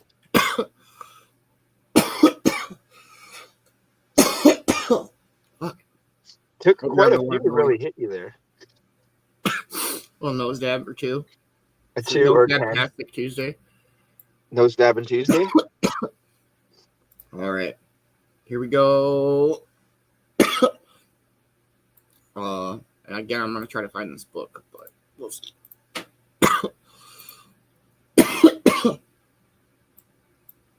So, Drew, I just got back from Mexico and I spent my birthday down there with some friends. It was a great time. I have 3 takeaways. The first is that Mexico City punches way above its weight in terms of food and history. I always knew the food in Mexico was good. Good morning, Yvonne. How are you? I hope you're having a wonderful morning. We're just literally started our morning speaker.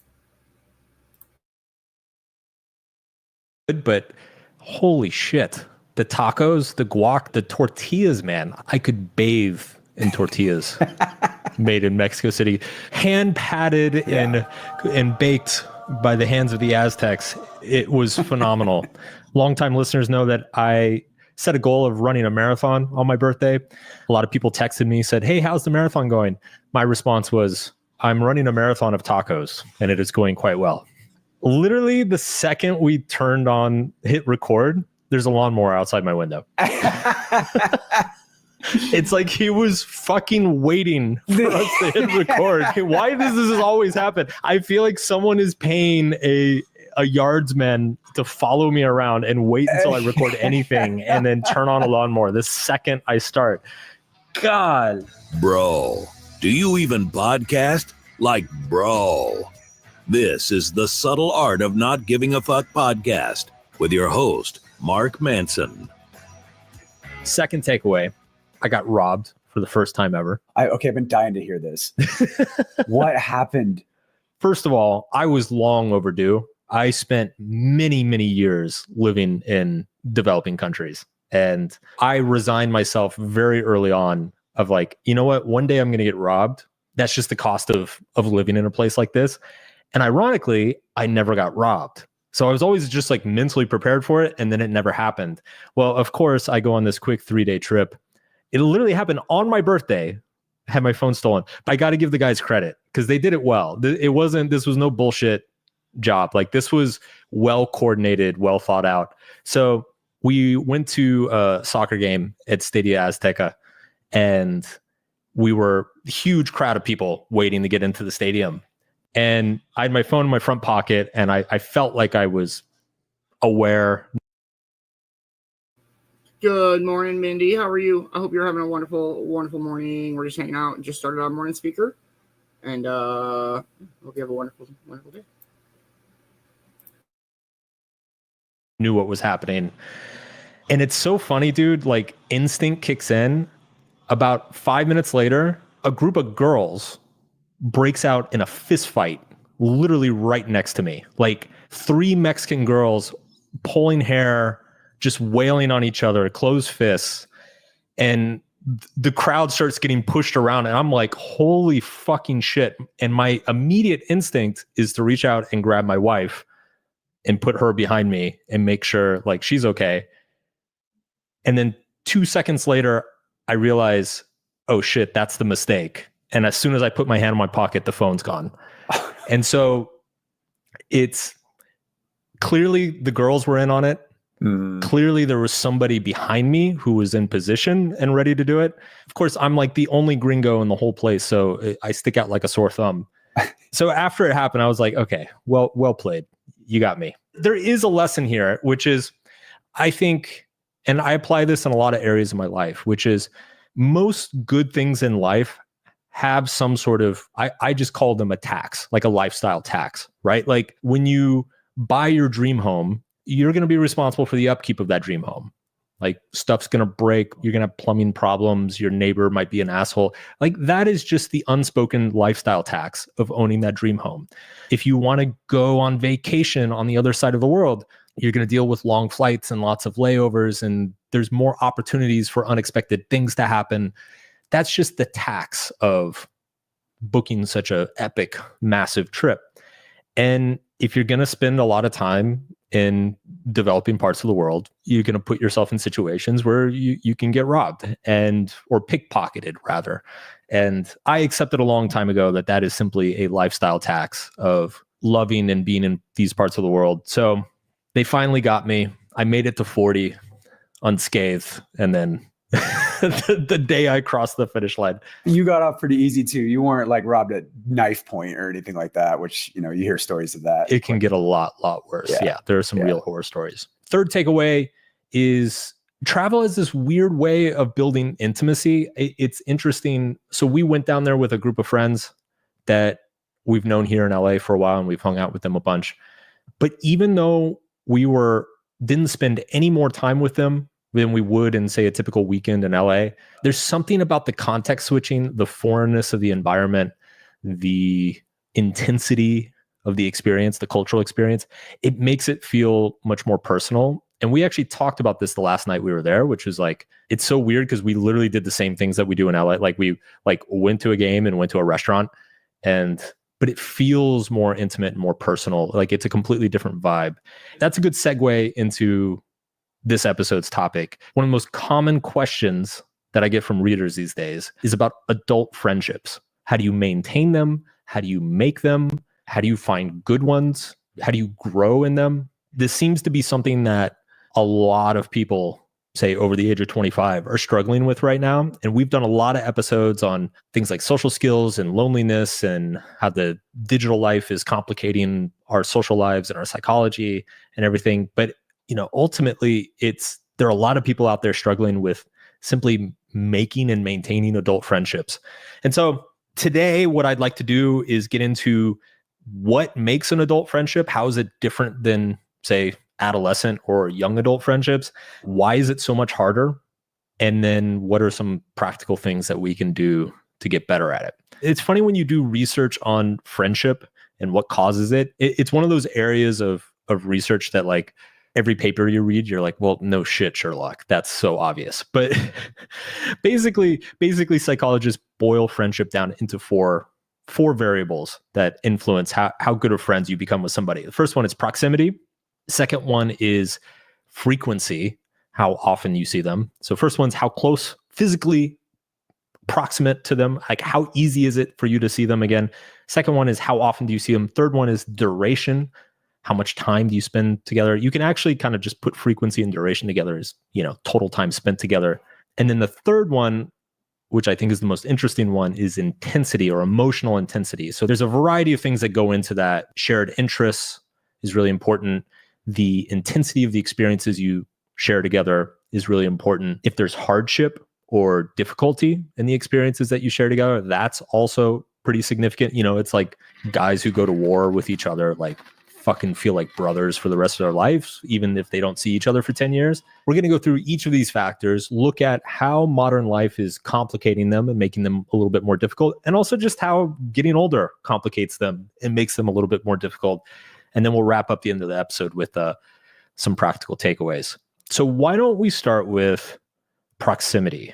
And this ties in a little bit with the episode we did a couple weeks ago on loneliness. To be physically close to people that you want to see repeatedly. Yeah. That was me setting you up. That's Drew. my cue. That's my cue. Okay, so man, we're on fire this morning. I did dig some of this up, and it does relate a lot back to the episode we did on loneliness a couple weeks back. But for one, especially since the pandemic, now that everybody's working remotely, or they have some sort of like hybrid setup with their work, that's starting to complicate things. There was a Gallup study that's found even before the pandemic that there's like an emphasis on work relationships and friendships. We want to have a good friend at work. And there's more emphasis on that. And it shows a greater impact on job satisfaction, having a friend at work. At the same time that's happening, more of us are working remotely. And one of the biggest complaints that people cite about remote work is that they can't connect with their coworkers as well, and just the larger company culture in general. And so you kind of touched on this with Cal Newport too. It's kind of we want our cake and we want to eat it too. We want the flexibility of that remote work, but we also want good friends at work, and those things, there's a tension between those. This was a Pew Research study. 71% of remote workers say that it improves their work-life balance, but over half of them also say that they have trouble connecting with coworkers. So there's this weird thing going on right now. I think we're in this transition phase where we're just trying to figure out how the hell we're supposed to work remotely. I don't know. What do you think's going on there? Well, it makes sense to me. It's the water cooler effect, right? Like I haven't seen any data on this, but I would imagine if you went back to, say, the 60s, 70s, and 80s, I would imagine that most adult friendships originated either at work or parents of other children that your children play with. Simply because those are the people that you're going to see repeatedly over an extended period of time. And I would say it's not even just remote work. It is people switch jobs much more frequently than they used to. Like, I remember when we were entering the workforce, there were a lot of think pieces written about how millennials don't feel loyal to a company anymore. They'll leave after 4 or 5 years. Now it's like people leave after a year and go find another job. So if you are jumping from company to company every 1, 2, 3 years, again, you're not getting that frequency and that duration that's required to build a meaningful friendship. And then, of course, you throw remote work on top of that, and it just compounds everything. People are traveling a lot more today than they used to. Both millennials and Gen Z spend much more of their disposable income on traveling. I know just personally, my friends seem to always be on a fucking trip somewhere, which I can't even get mad about, because for years I was always on a fucking trip somewhere. As someone who just moved to a new city and has been trying to make friends, that's been a frustrating thing. Is you meet somebody, you really like them, you hang out a couple times, and the next 3 times you text them, they're in Europe, or they're in New York, or they're at a work conference somewhere. So it's that is complicated things as well. I think it's just, again, it comes back to this tension between freedom and connection that you alluded to. It happens within the workplace. It happens between workplaces. And I think it also happens outside of the workplace. The more freedom and optionality that we have to be wherever we want, whenever we want, the more difficult it is to get that frequency and duration and that proximity that is necessary to build meaningful friendships. So that's the first one, is the transience, the greater transience of people these days.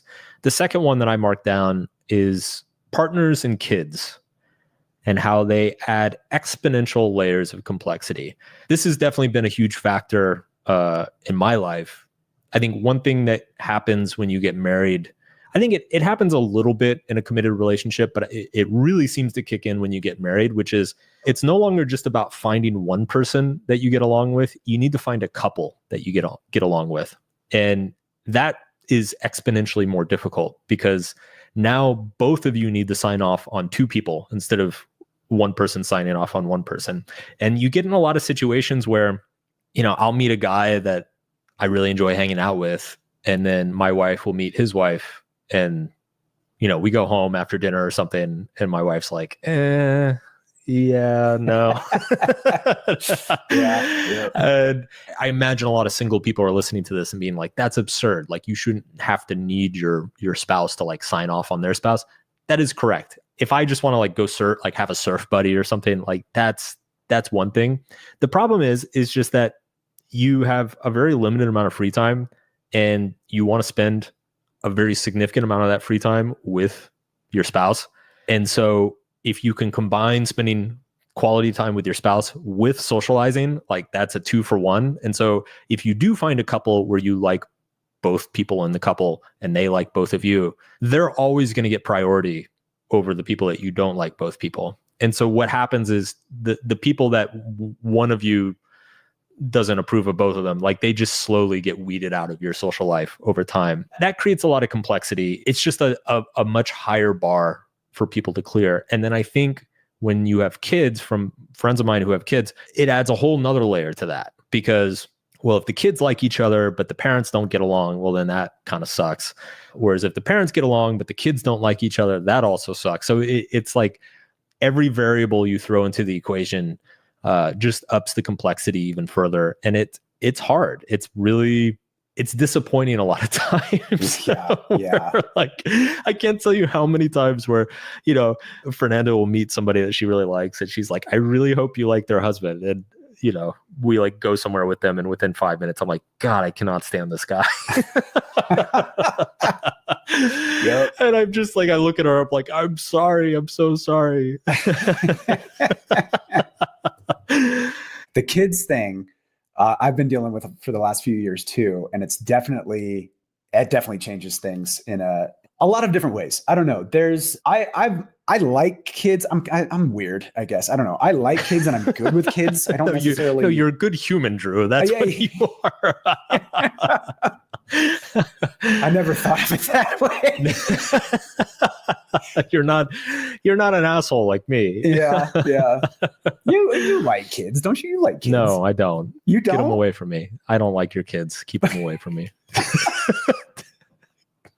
Really? Oh, okay. I didn't know. I thought you. No, liked kids. I don't. Let me put it this way. I don't dislike kids. Okay.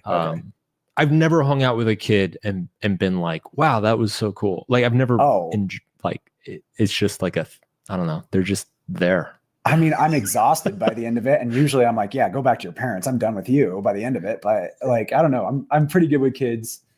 And I'm like that too, but after like 5 seconds. Oh, okay. I can do a few hours. I'm like, oh, cool. Nice toy. Go back to your parents.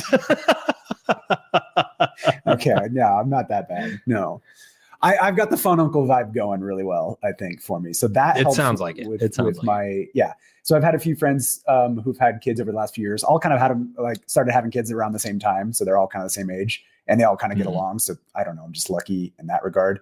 But I also I'm good with kids. I can, entertain them. And I think we're probably on the same emotional level for at least a couple hours. You relate to them. I relate to them. You relate to their problems. I definitely can. So that helps if you can, put on the fun uncle, fun aunt vibe or whatever, but I get it. Not everybody's like that. So, and it just changes. Those friends too, a lot of, we used to do we'd go mountain biking a whole bunch, or we'd do these, outings where having a kid doesn't really work. And so we just don't do those things anymore. And so that's a big part of it as well. I've also found too, what I found interesting, not too long after they started having kids, and if the kids weren't around and we we went out to dinner and they got a sitter or something like that, they spent a lot of time complaining about parenting and their kids. And at first I was like, okay, you guys are really selling this let's have kids thing. It really makes me want to go have kids, great job, guys. But then what I realized is that was just their time to vent. That was their time to just get all the shit that they can't say when their kids are around off their chest. And it wasn't that they didn't like being a parent and they didn't love their children or anything like that. It was that was their time to vent. And I was like, okay, I can take on that role now. So. Good morning, Sunshine State. Absolutely. Chomp gators in this bitch. I hope you're having a wonderful morning. Good morning, Heather. How are you? I hope you're having a wonderful, wonderful morning. We're doing our Cove-TV morning speaker this morning. We're listening to an episode of the Subtle Art of Not Giving a Fuck podcast with Mark Manson. This is great. All right, here we go. I hope everybody's having a wonderful morning. That changed the dynamic of our relationship, obviously, that way. But it also led me to realize that your relationship with these people is going to evolve. And it's going to evolve in a way that you can't predict. And there's actually a lot of area for connection there too. Your friends are changing as they're parents now, and they've changed a lot because of that. And you can kind of connect with them and okay, let me understand how you're changing. Well, how does this change you? How does having somebody being responsible for another human being change you in a way? And it can lead to a deeper connection, but it's very different. You're not gonna be partying and mountain biking and doing all the crazy stuff you used to do together. Yeah, maybe this jumps ahead a little bit into some of the practical takeaways, but I think having that patience and openness to that evolution is important. Mm-hmm. I've definitely found that to be true as well. I mean, I've had friends have kids. I've had friends get married, get divorced, move to another country, move back. Things do change. They evolve, and the friendship evolves. Sometimes, you go through seasons with people, and maybe you spend one decade super close, and then the next decade you grow apart a little bit, and then you come back together. That's actually an interesting conversation I've had with my parents, which is they have had friendships that have gone away for decades and then come back and been stronger than ever. And it's one of those things where like you don't necessarily have the whole perspective on everything when you're in the middle of it. It's things can change and move at a slow pace. I would say 90% of the time that people ask me this question, they tend to be in their 30s or early 40s, and they tend to reference how many friends they had in their 20s and how vibrant their social life was and how many things that they were doing. And they kind of lament, like, what happened to that? Why don't I have that anymore? And my instinctual reaction, or kind of the first place that my brain goes, is that when you're in your 20s, everybody's at the same level. Everybody is young, broke, completely inexperienced, doesn't know shit about shit, doesn't know who they are, doesn't know what they like, doesn't know what they want to do with their lives. And slowly, as you move into adulthood, all of those things start to get figured out. People start figuring out what they want to do with their life. They start figuring out what they're good at. They start figuring out what type of people they like spending time with and what type of people they don't like spending time with. Also, money and status starts to become a factor. Some people become very successful in their careers. Some people become very unsuccessful. Some people are very materialistic. Some people are not materialistic at all. Some people really crave novelty and new experiences. Some people crave a lot of stability and comfort and repetition. I think this is an under-discussed component of this issue, which is that as you get older and you take on this process of self-discovery and figuring out who you are and what you like and who you are in the world and succeeding at things in the world, each step of progress you make along that path narrows the aperture of the friendships that you can potentially connect with, right? Like it's almost like everybody is starting at the same starting place or a similar starting place, but they all start walking in different directions. And so your pool of people that you're going to relate to, that you're going to share values and interests with, who are going to understand your lifestyle and the things you do for fun, who are going to be of similar financial security or insecurity, those pools shrink and narrow, and it becomes more difficult to find those things. And I don't know, I think maybe one of the reasons that this doesn't get discussed is it's a touchy subject. People don't like admitting that there are groups of people that they used to enjoy hanging out with and they don't anymore for whatever judgments that they might have. But two, it's a lot of it's just practicality, right? Like if you're really into boating and you spend tens of thousands of dollars a year on boats, like you don't want to hang out with a bunch of people who are just going to like freeload on your boat. You want to hang out with other boat people, right? Like that's just like a simple example of how this takes place. Or I have a friend who literally spends all of his money on fixing up old cars. Like it's just his passion. It's what he does. He goes to racetracks. He like races all these like retro refitted supercars. I don't know shit about it, but I imagine that not only does that narrow who he is going to relate to and gel with, but there's also, even within that sub niche of interest of cars and retrofitting cars or whatever, he's probably going to want to hang out with other people who spend all their money on cars and retrofit their cars and don't bat an eye of like spending half their savings on like an old Corvette or something. That's not to say that that's like a solid rule, but I just think it's a factor that gets overlooked. Like there's a lot of nostalgia for our late teens and early 20s of how everybody is kind of on this equal footing of just not knowing and being open to everybody and being interested in everybody to a certain extent. And also, if you went to college, like being in an environment where you are in constant contact and proximity to all of your peers as well. So it is like it's almost from a friendship point of view or a social connection point of view, university in many ways is a utopia. It's like if you were to like sit down and maximize how to make as many meaningful friendships as possible, you would probably design a university dorm system. And for those of us who really, really enjoyed our college experiences, sometimes it's hard to let that go, to like realize that's not life. Like that's not coming back anytime soon. So yeah, anyway, that's maybe it's a little bit of a depressing point, but it definitely is an issue. Oh, it's a hugely complicating factor. I think the older I get too, the more I'm like, no, I like these things and I'm not going to really deviate from them all that much too. One thing I've noticed too, getting older, I used to be a sports fanatic, like when I was in my teens and 20s. I just don't give a shit anymore. Like for making male friendships, I think for some people at least, that's a little tougher because, sports are basically just reality TV for men, basically. Is totally. The way I see it. And I'm just totally. Like, I don't know. It sucks too, because I was the biggest Kansas City Chiefs fan when I was a kid and they sucked so fucking bad. And now they're good and I just don't give a shit and I can't connect with anybody on it. Like, yeah. So. You're missing out on the I know. It's terrible. I struggle now with balancing, like what I want to do is I want to talk to people about abstract ideas and deep concepts and really like dig into that kind of stuff. And that's hard to connect with people on quickly, at least. And so I wish I had some kind of like just lighter, more mundane things I could connect with people on, but I don't know.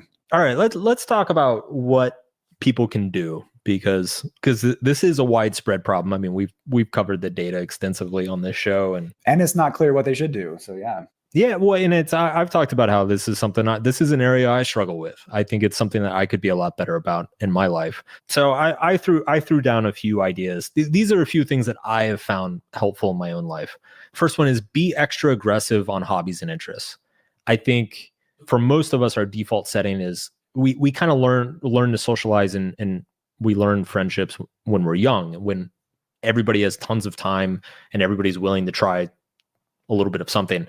Once you get to your 30s, 40s, 50s, you don't have time. You know what you like. You've tried most of the things that you're interested in trying.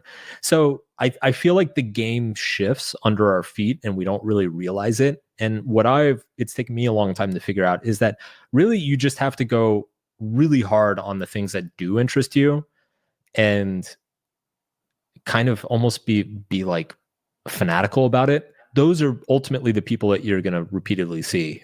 It's funny now, like when I meet new people, like one of my first questions is, do you like to surf? Because if they say no, then I'm like, well, there goes like 50% of my opportunities to hang out with you, because I'm probably not going to do anything else. If you surf, then like I'm pretty much up to hang out almost whenever. Nice. I think it's finding those 2 or 3 things you really like. I've met so many people out here who are in the pickleball. It's crazy. I'm almost like, crazy. I'm just going to convince myself I like pickleball just so I can have friends. I do think this is at our age, assuming you're not making friends at work and assuming you're not becoming friends with the parents of your kids' friends, I think this is the hack, is just go really hard on your interests and don't do it digitally. Do it face to face. A Facebook group is fine to join, to like coordinate, but like ultimately you want to get in person in front of a bunch of people. I think joining groups pretty liberally, like I used to be really skeptical of groups, of like networking groups and social groups. I used to be really skeptical of them when I was younger, and I would like be like, oh, am I going to waste money? Now I just join them. Okay. And if I don't like them, I'll go to like 1 or 2 events. And if I don't like it, I just quit. Because what I have found is that 1 out of every 5 or 6 is going to be really good. And you're going to get a lot of good connections and friendships from that group. But sometimes you just got to get through the bad ones before you find the good one. So I've been trying to just say fuck it and join stuff. What do you think though, like with both of these, like your hobbies and interests in the groups, I think there's got to be there's got to be like another layer to it too. So it can't be super superficial. Surfing, like to you, sounds like there's like a kind of a deeper underlying, I don't know, facet of that you connect with, that if someone else connects with it too, that's a deeper connection that you could have with them. But like, I don't know, maybe it's good to like go join a kickball league or, ultimate frisbee or whatever it is. But I also think they're like, don't do too shallow on these things either. That's maybe, I don't know. That's something I've been thinking about as well. Well, I think there's two layers to it. There's level 1, which is like, I'm going to try this thing and see if I like it, which I guess for me would be pickleball. Like I've played it once and I lost horribly and you're a sore left loser, the court. so you So just quit, yeah. yeah, so I don't really know if I like it or not, but that's something that like I would put that in my like try it out bucket and see, try it a couple more times, see if I like it. And then there's a level 2, which is like, okay, I know I like this thing and I know I like spending time with people doing this thing. So let me invest more in it because that's probably where a lot of my friendships are going to develop. Hey, good morning, Mr. Draper. How are you, Buttman? I hope you're having a wonderful morning. We're just hanging out doing our morning speaker. Mark Manson, it's a Subtle Art of Not Giving a Fuck podcast. This is great. I'm really enjoying this. Oh, and I hope you're having a wonderful day, bro. And I think historically, like golf or again, coming back to the sports thing, I think with guys, it's an activity. You're never going to get a guy to like just hang out over martinis for 3 hours. You invite him golfing, you invite him surfing, you invite him to play tennis or pickleball. I fucking hate golf. My friends golf and I'm like, no, I'm not going golfing with you. Dude, I tried so hard to enjoy golfing. I fucking hate it too. I want to see you golf. No, you want to? Okay, here's a crazy story. So when I was doing Will Smith's book, I was hanging out with him. We were in Miami, I think. This was pretty early on. I think I had only been working with him for a few months, and we're at a dinner, and he like looks over and he says, "Hey, do you golf? I got a game going on tomorrow." And I was like, I'm not really, like I haven't played in a long time. And he's like, "Oh, okay, cool." And then a few minutes later, one of his managers comes over and sits next to me, and he's like, "You sure you don't want to go to this golf game?" I was like, "I don't know, man. Like I'm really bad. I don't really enjoy it." Good morning, Smoka. How are you, brother? I hope you're having a wonderful, wonderful morning. We're just hanging out, doing our morning speaker. The Subtle Art of Not Giving a Fuck. Yes. And he's like, "If you golf at all, you probably want to go to this golf game." And I was like, I don't know. Nah, I'll pass. Like, I think I just flown in or something. Anyway, long story short, it turns out he was playing with Tiger Woods the next day. Holy shit. And and I was imagining like if I had gone. Yeah, no, that was a good call, Mark. You would have fucking embarrassed yourself in front of Tiger Woods. I'm like kicking up like clumps of dirt, in Tiger Woods' face. Oh God. It would have been fucking hysterical. No. But it's funny because that same manager told me, he was like, because it's so hard to get FaceTime with Will. He was like, if you want to get FaceTime, you should pick up golf. And I went through a period where I'm like, okay, some of the most successful and interesting people I know love golf. So let me try this. Let me like put some time into it. And I went golfing maybe 4 or 5 times and I hated every single second of it. I hated every swing. I hated every missed putt. And fuck that sport. It's really no fun when you don't drink too. Like that's what I found. It's like bowling. It's not fun if you're not drinking. Even when I drink, I hated it. So anyway, so yeah, I think there's 2 levels to the activity thing, but I think it's just like you need to be aggressive on it. And I think you need to really pursue it. You can't just kind of like show up to the pickleball court and expect to make friends. Like pick a group, go regularly, participate, sign up for things, et cetera, et cetera. Yeah, be patient because it does take a long time in those settings. Which that's another good point is, I think people will go to a group or go to an activity, like they'll run into the same person 3 or 4 times and then kind of be like, well, I'm still not friends with them yet. I really think to actually be friends with somebody, most of the time, you probably need to be exposed like a dozen times at least. Every once in a while, you'll meet somebody and you just hit it off immediately and you're kind of instant friends. But in my experience, in most cases, you really need to run into people many, many times and slowly kind of build up to it. And then the last thing I have here is follow up, which I'm terrible at, but text people, check in on them, follow up with them, ask them, here's what I do. And this is wrong. This is what everybody should not do is like, I'll text somebody. I'll be like, "Hey man, I'm doing this thing this weekend. If you're around, it'd be cool to hang out." I'll get a reply. They're like, "Oh, sorry, dude. I'm traveling. I'm playing golf with Tiger Woods in Florida. And I'm like, oh, okay. Like what happens, what I do, which is the wrong thing, is I go another month being like, damn, I wish I could have hung out with so-and-so. That sucks.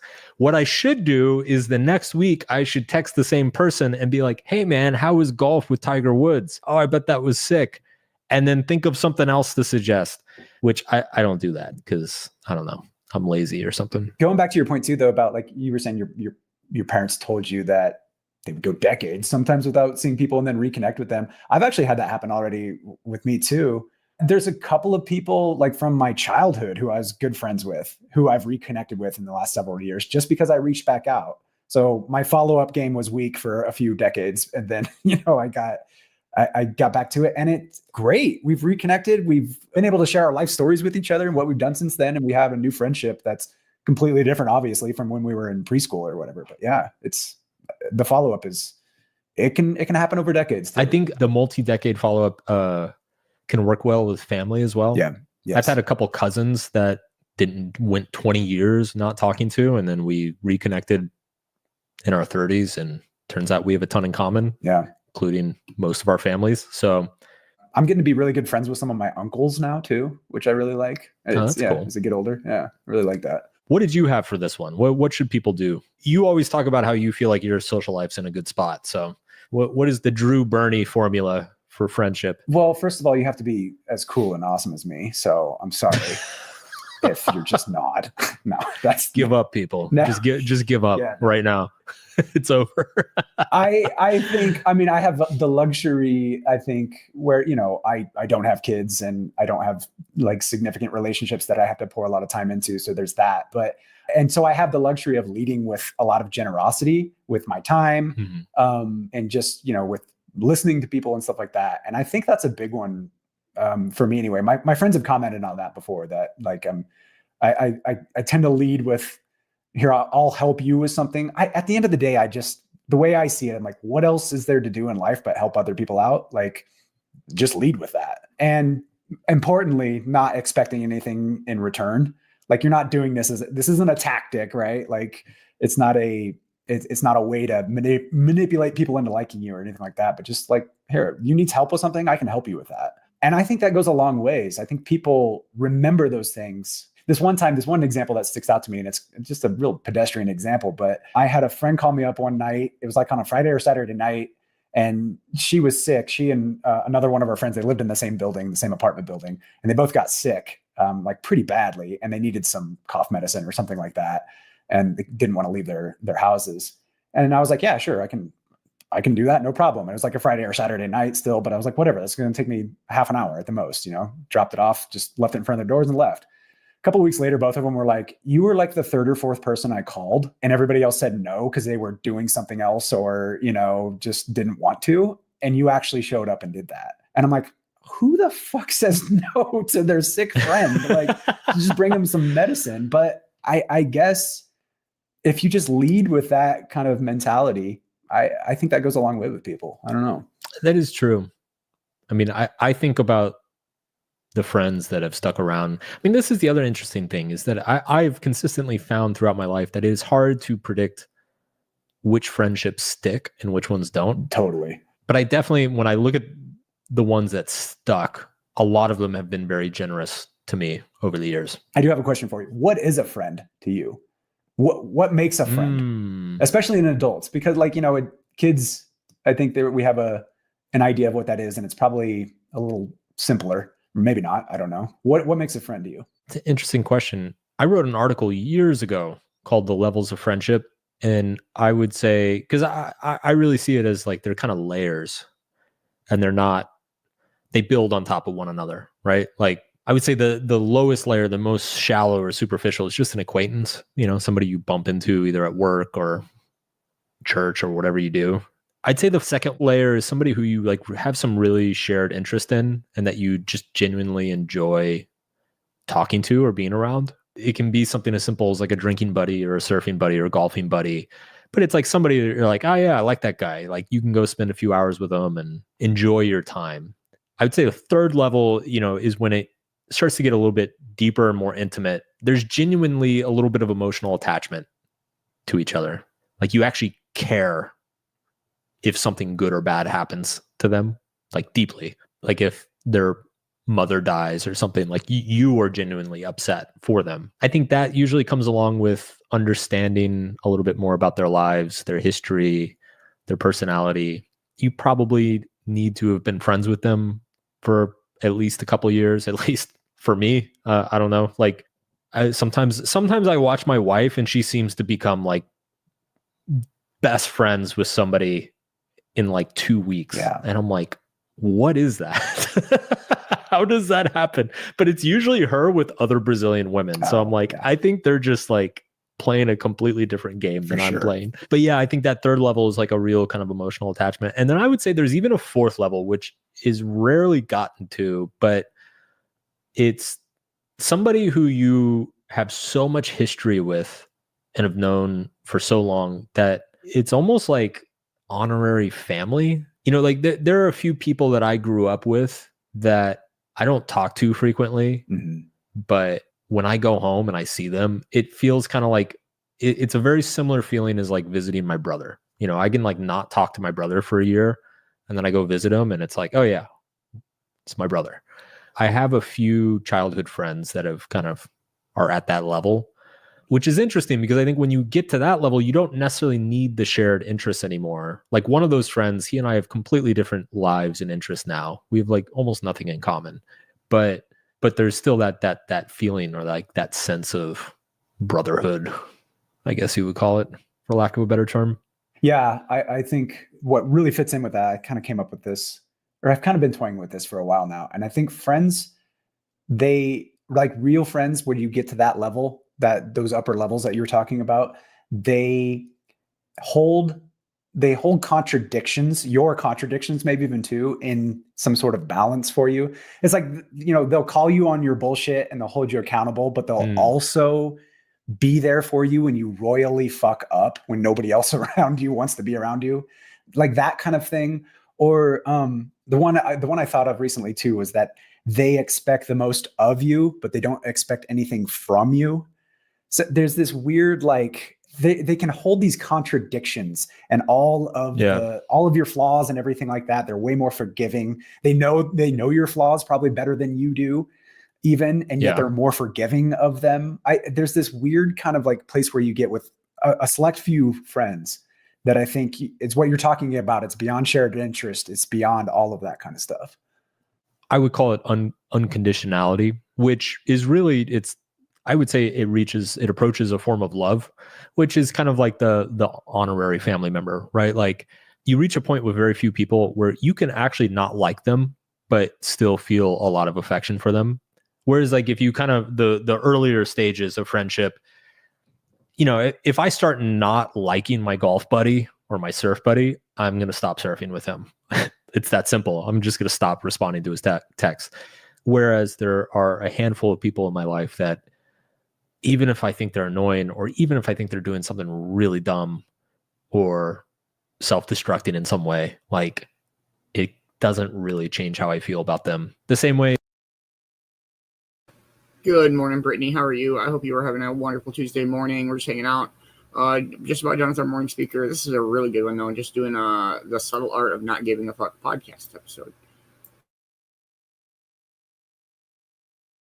If like a family member is annoying or self-destructive in some way, it doesn't change my affection for them. So it is almost like it's like a platonic love, which the Greeks argued was actually the highest form of love. I don't remember if it was Plato or Aristotle who said that the love of two friends is actually the highest, the most pure form of love, because it's not tainted with baggage that we get with our family members and romantic partners. Definitely. And people, when you ask them how important friendship is to a fulfilling life, people say it's very, very important. Like twice as many people will say that that's more important than marriage, than kids, than your job. It's friends. Absolutely. I mean, and the mental health data bears that out as well. Like there are millions of people in this world who are single and perfectly happy, living very happy, healthy lives. There is almost nobody in this world who has zero friendships and is happy and healthy. It's it is more fundamental to our psychology, I think, romantic partners or marriage partners. Yet, I think if you look at people's behavior, most people tend to sacrifice friendships for their romantic partnerships or their pursuit of some sort of partnership. So I do think people have it backwards. I think they tend to underestimate friendship and overestimate romance. But Agreed. that gets into another episode. Any final words of wisdom, Drew Burney, so that the rest of us can be as cool as you and be invited to children's birthday parties? I'll leave you with the wisdom of old man Bernie and my dad. He said, if you want a friend, be a friend. Doesn't get any simpler or profound than that. All right, everybody, be a friend to the podcast. Please follow and review the show. Drew and I are hoping to move to 2 episodes a week soon, so you will get more of us in your ear holes. But following and reviewing the show is the best thing you can do to support us. Helps us get better guests. It helps us with the algorithms. It just makes our lives much easier and makes us feel loved, which ultimately, aren't we all just trying to feel loved, Drew? We are. I'll leave you with that. Thank you, friends. I'll leave you with that, fellow listener. Until next week. See you guys. Bam. That was dope. I wrote down a couple of things. All right, before you go, I just want to say real quick that like it takes a village, and like we are like biologically evolved to be surrounded by other people. In the caveman days, bro, if you were alone, you were dead. Yeah. I wrote down things like not in order, so just give me it. The one of the first one was, at what age are we allowed to give sound advice? Do you know what I mean? And by asking that question, I mean like, how much experience are we supposed to have where the advice we give actually applies to a general population or a group of people? Because from my experience, I can talk about having 3 children with good experience. I can talk about a 20-year relationship. I can talk about being a skateboarder for most of my life. I can talk about the skateboarding side of me. I probably rolled longer distances than I've ever walked, run, or even traveled in a car. I think a lot of it comes down to, I always say that knowledge is bullshit.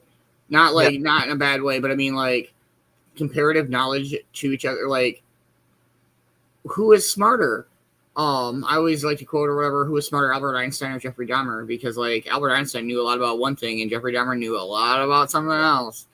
And so like who was, you know what I mean? And like, and I always use that reference because he was also a supposed genius.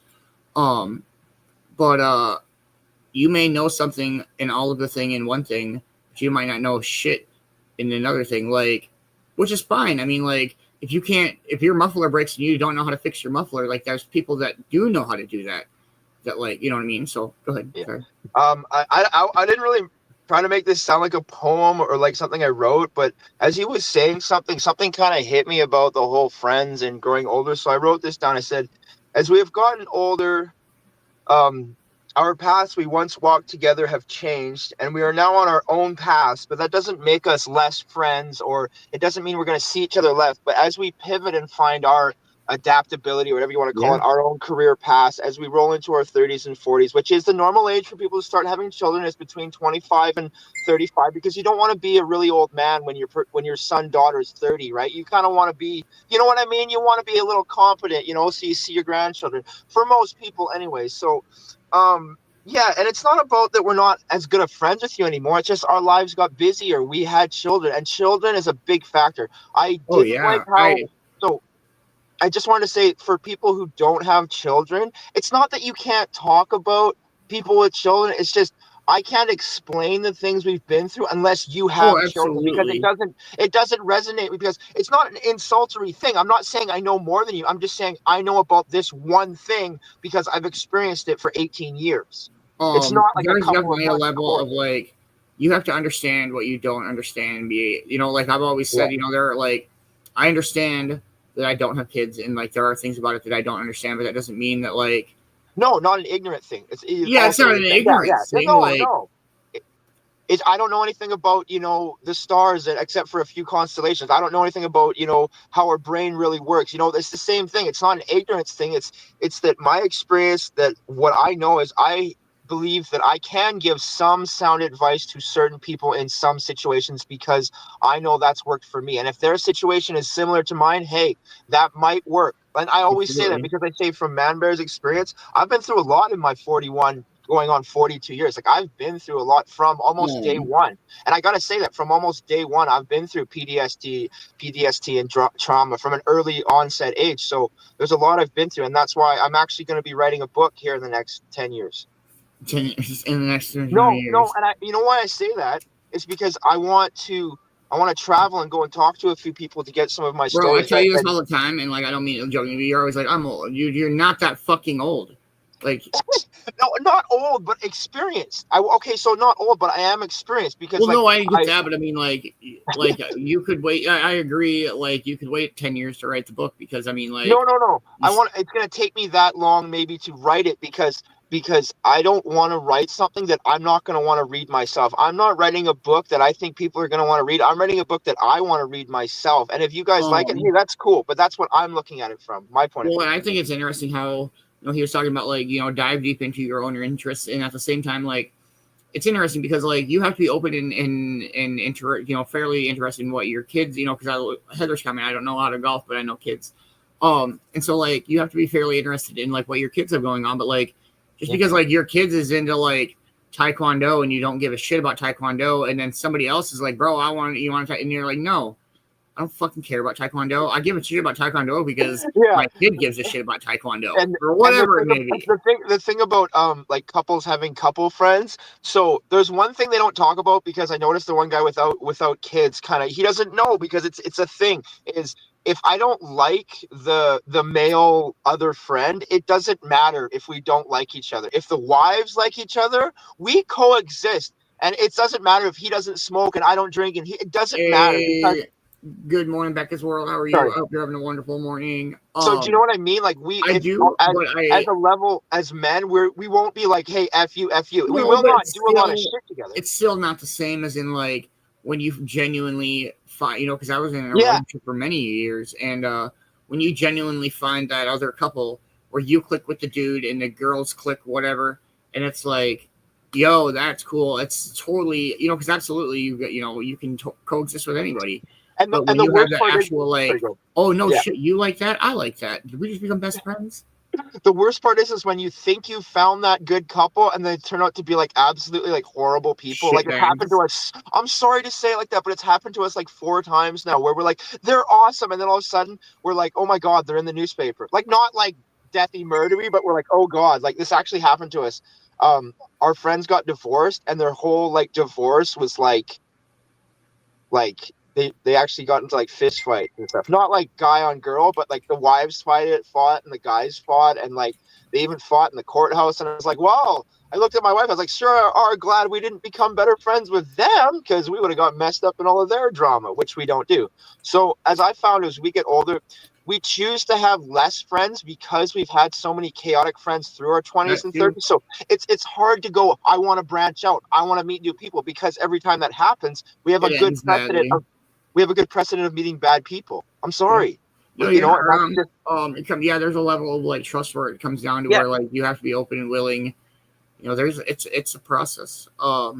I do like you were just saying about the hobbies and interests. He said go aggressive into your hobbies and interests, which is such a good thing because if you don't, they end up being something that kind of wastes your time. If you're not you know what I mean? Like it's just kind of a side project, but then it takes away of something. You know what I'm saying? I don't know if I would classify it necessarily as a waste of time because everything's a learning experience in a sense. Experience. But I mean, like if you're not going wholeheartedly into something and then you kind of lose interest after spending years doing it, I don't know.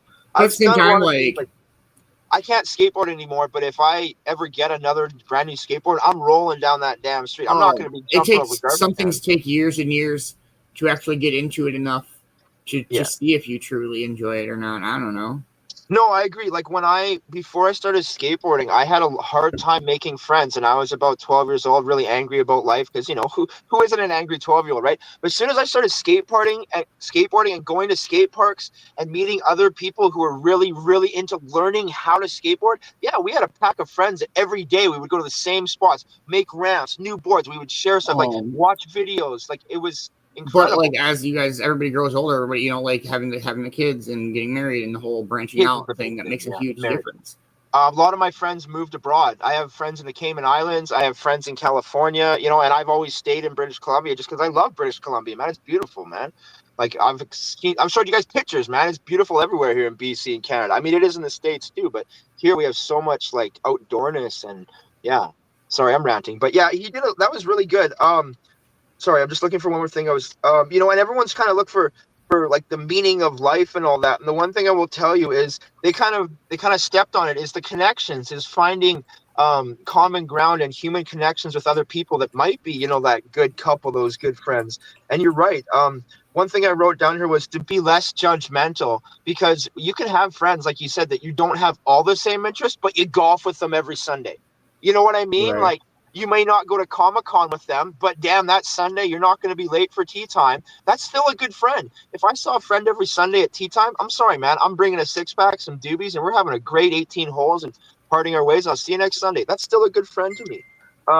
And that's like he was saying, level of friends is it gets to, I know they say like intimacy, but I don't mean like to a point where we're all thinking, let's be adult here. It's a point where, like he was talking about, he called 3 or 4 people to go get them medicine. The 4th person helped them, bro. That happens to us all the time, man. And then it really realizes who your actual friends were. Like, no offense, I know we all have problems. Oh, you can't help us? Your mom's in the hospital? Yo, bro, that's cool. Oh, you can't help us? You farted too hard and you don't want to leave the house? You know what I'm saying? Like, I'm sorry, it's happened to us. Like, I'm just saying, like. Sorry, I'm really ranty, but that was good, man. Yeah, that's good. Let's watch something funny and then we'll. Yeah. Probably call it a morning. We'll do a big chug. This guy's fucking funny.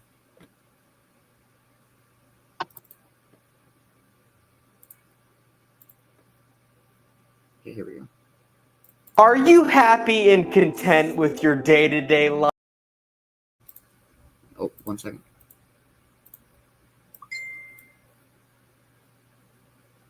Are you happy and content with your day-to-day life? Do you feel like your mental health is relatively stable? Do you clock in and out at your 9-to-5 job happy as a clam, just excited for whatever adventure tomorrow may bring? Might I suggest thinking about outer space, because that'll f things up pretty good. Personally, I think we all take the concept of outer space for granted. It's something that we all learned really early on in life, so we're all just kind of used to it. But much like microwaves or giraffes, the reality of the situation is a lot more scary than we think it is. So I just want to talk about all the things about space that makes my therapist a rich man, and I want to try and scare you guys as well. Not because I want to push any ill will upon my viewers, I just want you guys to understand me when I say that the sun is too hot.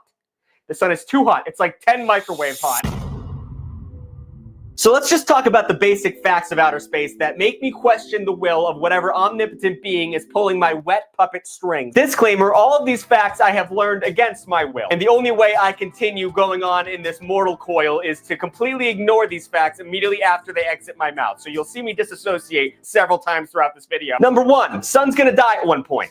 I can't mentally handle that. I think this is something we all know. But Jesus Christ, it's really hard to think about. I mean, it loses 1 billion pounds every second. That's not a made-up fact. It is shedding weight like Christian Bale getting ready for a movie. And then I think about the situation and I'm like, well, it's a long time from now. Human beings will develop some spaceships or some shit and we'll get out of here, right? But then I remember it's gonna die in 10 billion years. And then I think, no way humans are gonna last that long because we're gonna blow each other up first.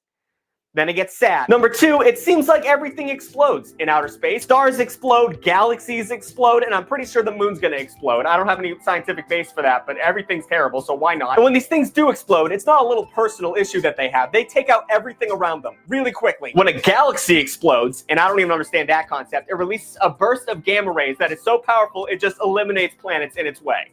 I don't even know what a gamma ray is. Why is it so powerful? Number 3, black holes are mobile. Black holes can move around. That one's pretty self-explanatory. I mean, most of them are stationary, but scientists have found one that's moving 3 million miles per hour.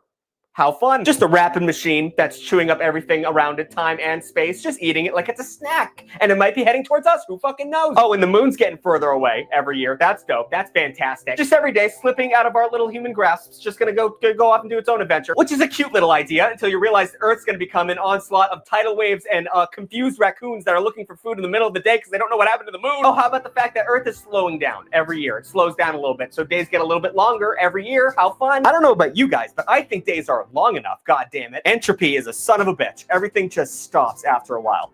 Oh my god. And how about meteors, dude? What the fuck is that? I don't know anything about any kind of science, but the fact that we have not been hit by a big enough rock to eliminate us, like the dinosaurs, well, I mean, it's just a matter of time, right? This shit can happen at any time. We can all just explode. You just get a call from the government saying, hey, you got 5 minutes, and then boom. And you expect me to keep paying my taxes. Fuck you. And I guess the moon's actually shaped more like a lemon than a ball, which is not that scary, but the fact that no one told me that makes me real nervous. And what the fuck is antimatter? Why are there so many news stories about antimatter? Why did we just discover this unmeasurable effect across all of the universe? We just found out it's affected by gravity. I don't know how they figured that out. I mean, scientists don't know anything. They actually don't know anything. I'm going to talk about that now. So if the only crumb of hope you're holding on to right now is the fact that, well, scientists know a lot of stuff about outer space, so I don't have to worry about it, you'd be an idiot. You'd be a dumb idiot. Yeah, scientists know a lot about space, but they know a lot less than what they know about in space. It's like a 1-to-3 ratio of shit they understand. So I just want to call out all the stuff in the universe that we really don't have a full grasp on, and hopefully that'll get Neil deGrasse Tyson off his lazy ass and to get him to work. Number 1, black holes. Mentioned them earlier. We don't have any idea what's going on there. We hear about them a lot in movies and TV shows, so we just assume it's like a well-known, thing in the universe. But no, it's an enigma. We have no fucking clue why they happen. We don't know how they're formed. I mean, we have an idea of like a star collapsing on itself, and then, that's the theory. But that's the theory. We've never seen it happen, nor do we have any real structural evidence for it. You're going to hear that a lot in this video, by the way. It's a theory. I don't want theory. I want facts. I don't want just some, oh, maybe this happened. I don't want any of that from a nerd scientist. I want you to show me the numbers. And we don't understand what happens when anything goes into a black hole. You might turn into a spaghetti strand of a human being that's stretching across time and space, one of the most horrific ways to die, or you may just go right through it and end up in Ponyville. Who fucking knows? Or get this, gravity? No idea why that happens. Scientists have no idea why gravity happens. They understand how it behaves and they can measure it, but when it comes to understanding the sole reason for it, no fucking clue, dude. Go to bed. Don't worry about it, dude. We have it under control. Scientists have also detected things called gravitational waves and ripples in space-time. They've been able to detect them, don't know what the fuck they are. I'm so scared. I curse the name of Isaac Newton. I could have been ignorant to all this. I could have been a monkey happy banging a rock against a bigger rock. And now I have to worry about ripples in space-time. Also, there's this thing called the Great Attractor. The Great Attractor is the center of the universe where all matter and mass is pulled into all the time. What does that mean? Every galaxy, including our own, is slowly moving towards, well, not slowly, it's moving really fast, but we're all moving towards this center spot. And I don't know what's going to happen when we get there. No one knows what happens when we get there. I'm assuming it's going to be God, and I'm assuming he's going to be angry. And finally, we have the ultimate fate of the universe, which we don't know what's going to happen. But do your homework. Don't worry about it. We know the universe is constantly expanding, but after that little factoid, we don't know anything. Will the universe just continue to expand until we're all so far apart that there's infinite nothingness? That's fun. That's not scary at all. Or will it begin to contract and everything melts together into one fiery, hot, massive ball that just begins the universe once again? Also horrifying. Or the most fun option of all is number 3, which is no idea. But some random shit might happen. A dragon might come out of a portal and just start spitting out new life forms. We have no clue. We had know so little about the universe.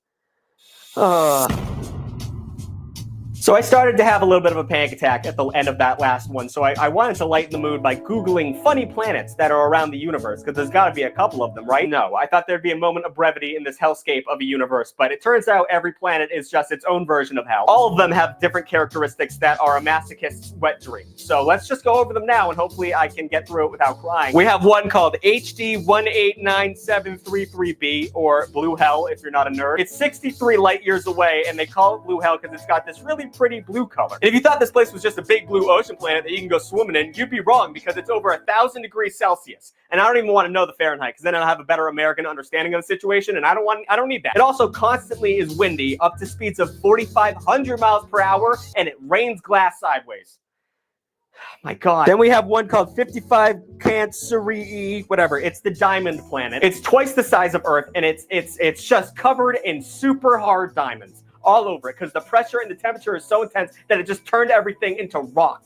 Hard rock. Expensive, pretty rock, but hard rock. It's like some kind of fucked up Adventure Time plotline. I'm sure I can find an image of an Adventure Time episode that has something like this going on. It's awful. And then we have GJ1214b, otherwise known as Waterworld, which is not the horrible movie, but it's almost as bad. This whole planet is primarily composed up of water, but in different forms. So gas, liquid, and it has ice that is so hard it acts as a certain type of metal. I don't know any of this shit, but it did change scientists' perception of what a planet can be, because it's 25% rock and 75% water, which does not make sense on a planetary scale. So, you know, no, we don't know anything.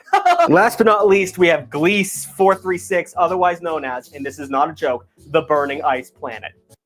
Riddle me that. It's this planet that's covered in this super thick layer of dense ice, but in the middle of it is a magma core, which doesn't make any goddamn sense. And this weird setup creates a new form of matter called hot ice.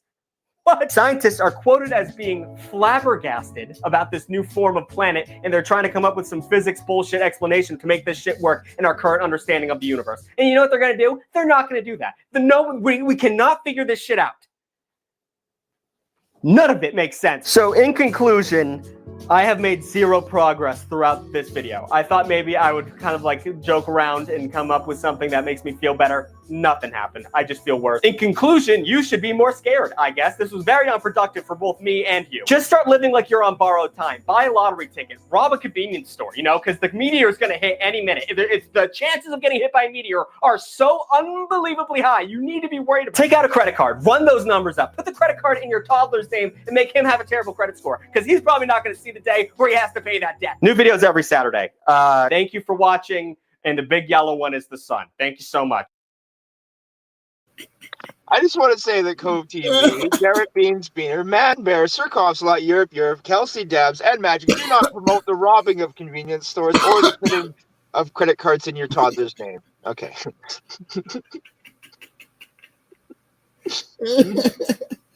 And any of our associates. What the fuck? Oh, well, there's some science facts for the day. Oh, man. We are 4 minutes out, everybody. Probably go ahead and say our farewells and smoke one more before 420. It's a good show. Good talk, man. That's fucking funny. Yeah, I hope you all learn how to, not give a fuck today in the right way. Make sure you spread some love and positivity. Do something nice for yourself, something nice for a stranger, something nice for a friend, and we'll catch you this afternoon. Much love, everybody. Good morning, Yerper. How are you, man? I hope you're having a wonderful, wonderful Tuesday. I hope you guys are all having a wonderful morning. Thank you guys so much for hanging out and watching. It's been a great morning. Great podcast. That was dope as fuck to listen to. Hopefully be doing more of that on Tuesdays. I hope to see everybody this afternoon for Stoner Roulette. Let's try to get the fucking Stoner Roulette trophy back from Dab Time. And the one and only totally terrific, tantalizing, twisted titty, tie-dye, turkey, taco, token tunes, Tuesday tonight at 9 p.m. Eastern Time. Only on Sir Cough-Slot page. Please make sure you are following everybody on the Cove-TV production team. From Sir Cough-Slot to the Man-Bear to the Yerper. And Kelsey just hit that 1K mark. Make sure we are still invite and share and follow him. And the one and only Magic. Much love to everybody that came out to the movie show last night. He's still trying to make that 1K, so let's go. Thank you to everybody that helped support the Cove. It makes all this happen. Much love to everybody. Cove-TV is brought to you by viewers like yourself. Until next time, I hope to see you all later. Have a wonderful, wonderful rest of your day, and much love, and thank you for watching the morning show. Maybe. It's got to be somewhere in here. Down here? Here it is. Much love, everybody.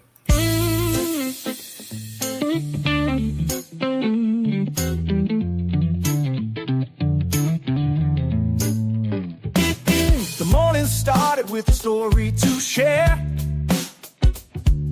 Vicki B's history brought us there. From lessons past to hope anew, the morning speaker shared wisdom too.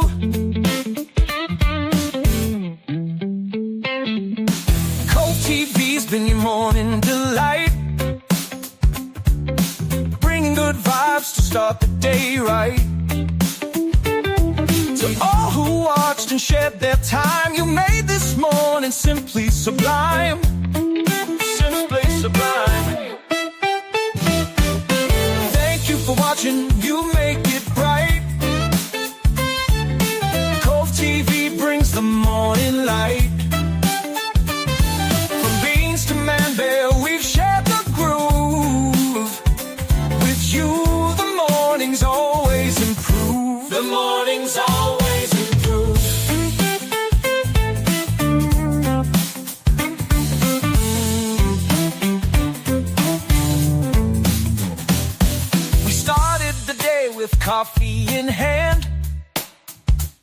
Baby, awake and bake, that's the plan. Your smiles, your laughs, your spirit's so kind. You're the reason Cove mornings shine. From Beanz' beats to Man-Bear's cheer, the vibe we share is always clear. We're grateful for you, our audience so true. Cove mornings wouldn't shine without you. Wouldn't shine without you. Thank you for watching, you make it bright. Cove-TV brings the morning light. From Beanz to Man-Bear, we've shared the groove. With you, the mornings always improve. The mornings always improve.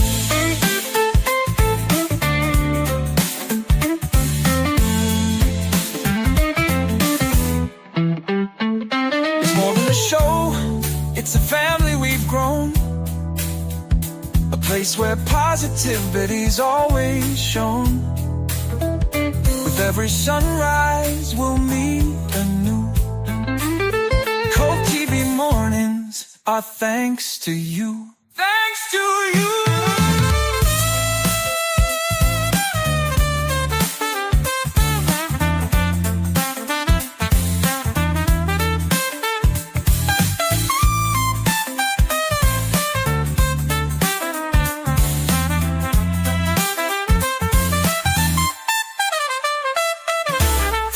For watching, you make it bright. Cove-TV brings the morning light. From Beanz to Man-Bear, we've shared the groove. With you, the mornings always improve. The mornings always improve.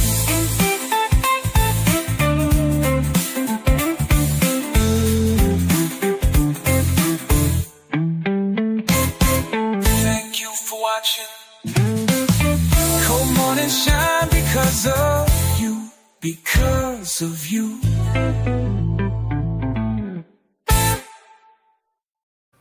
Much love, everybody. We'll catch you guys later.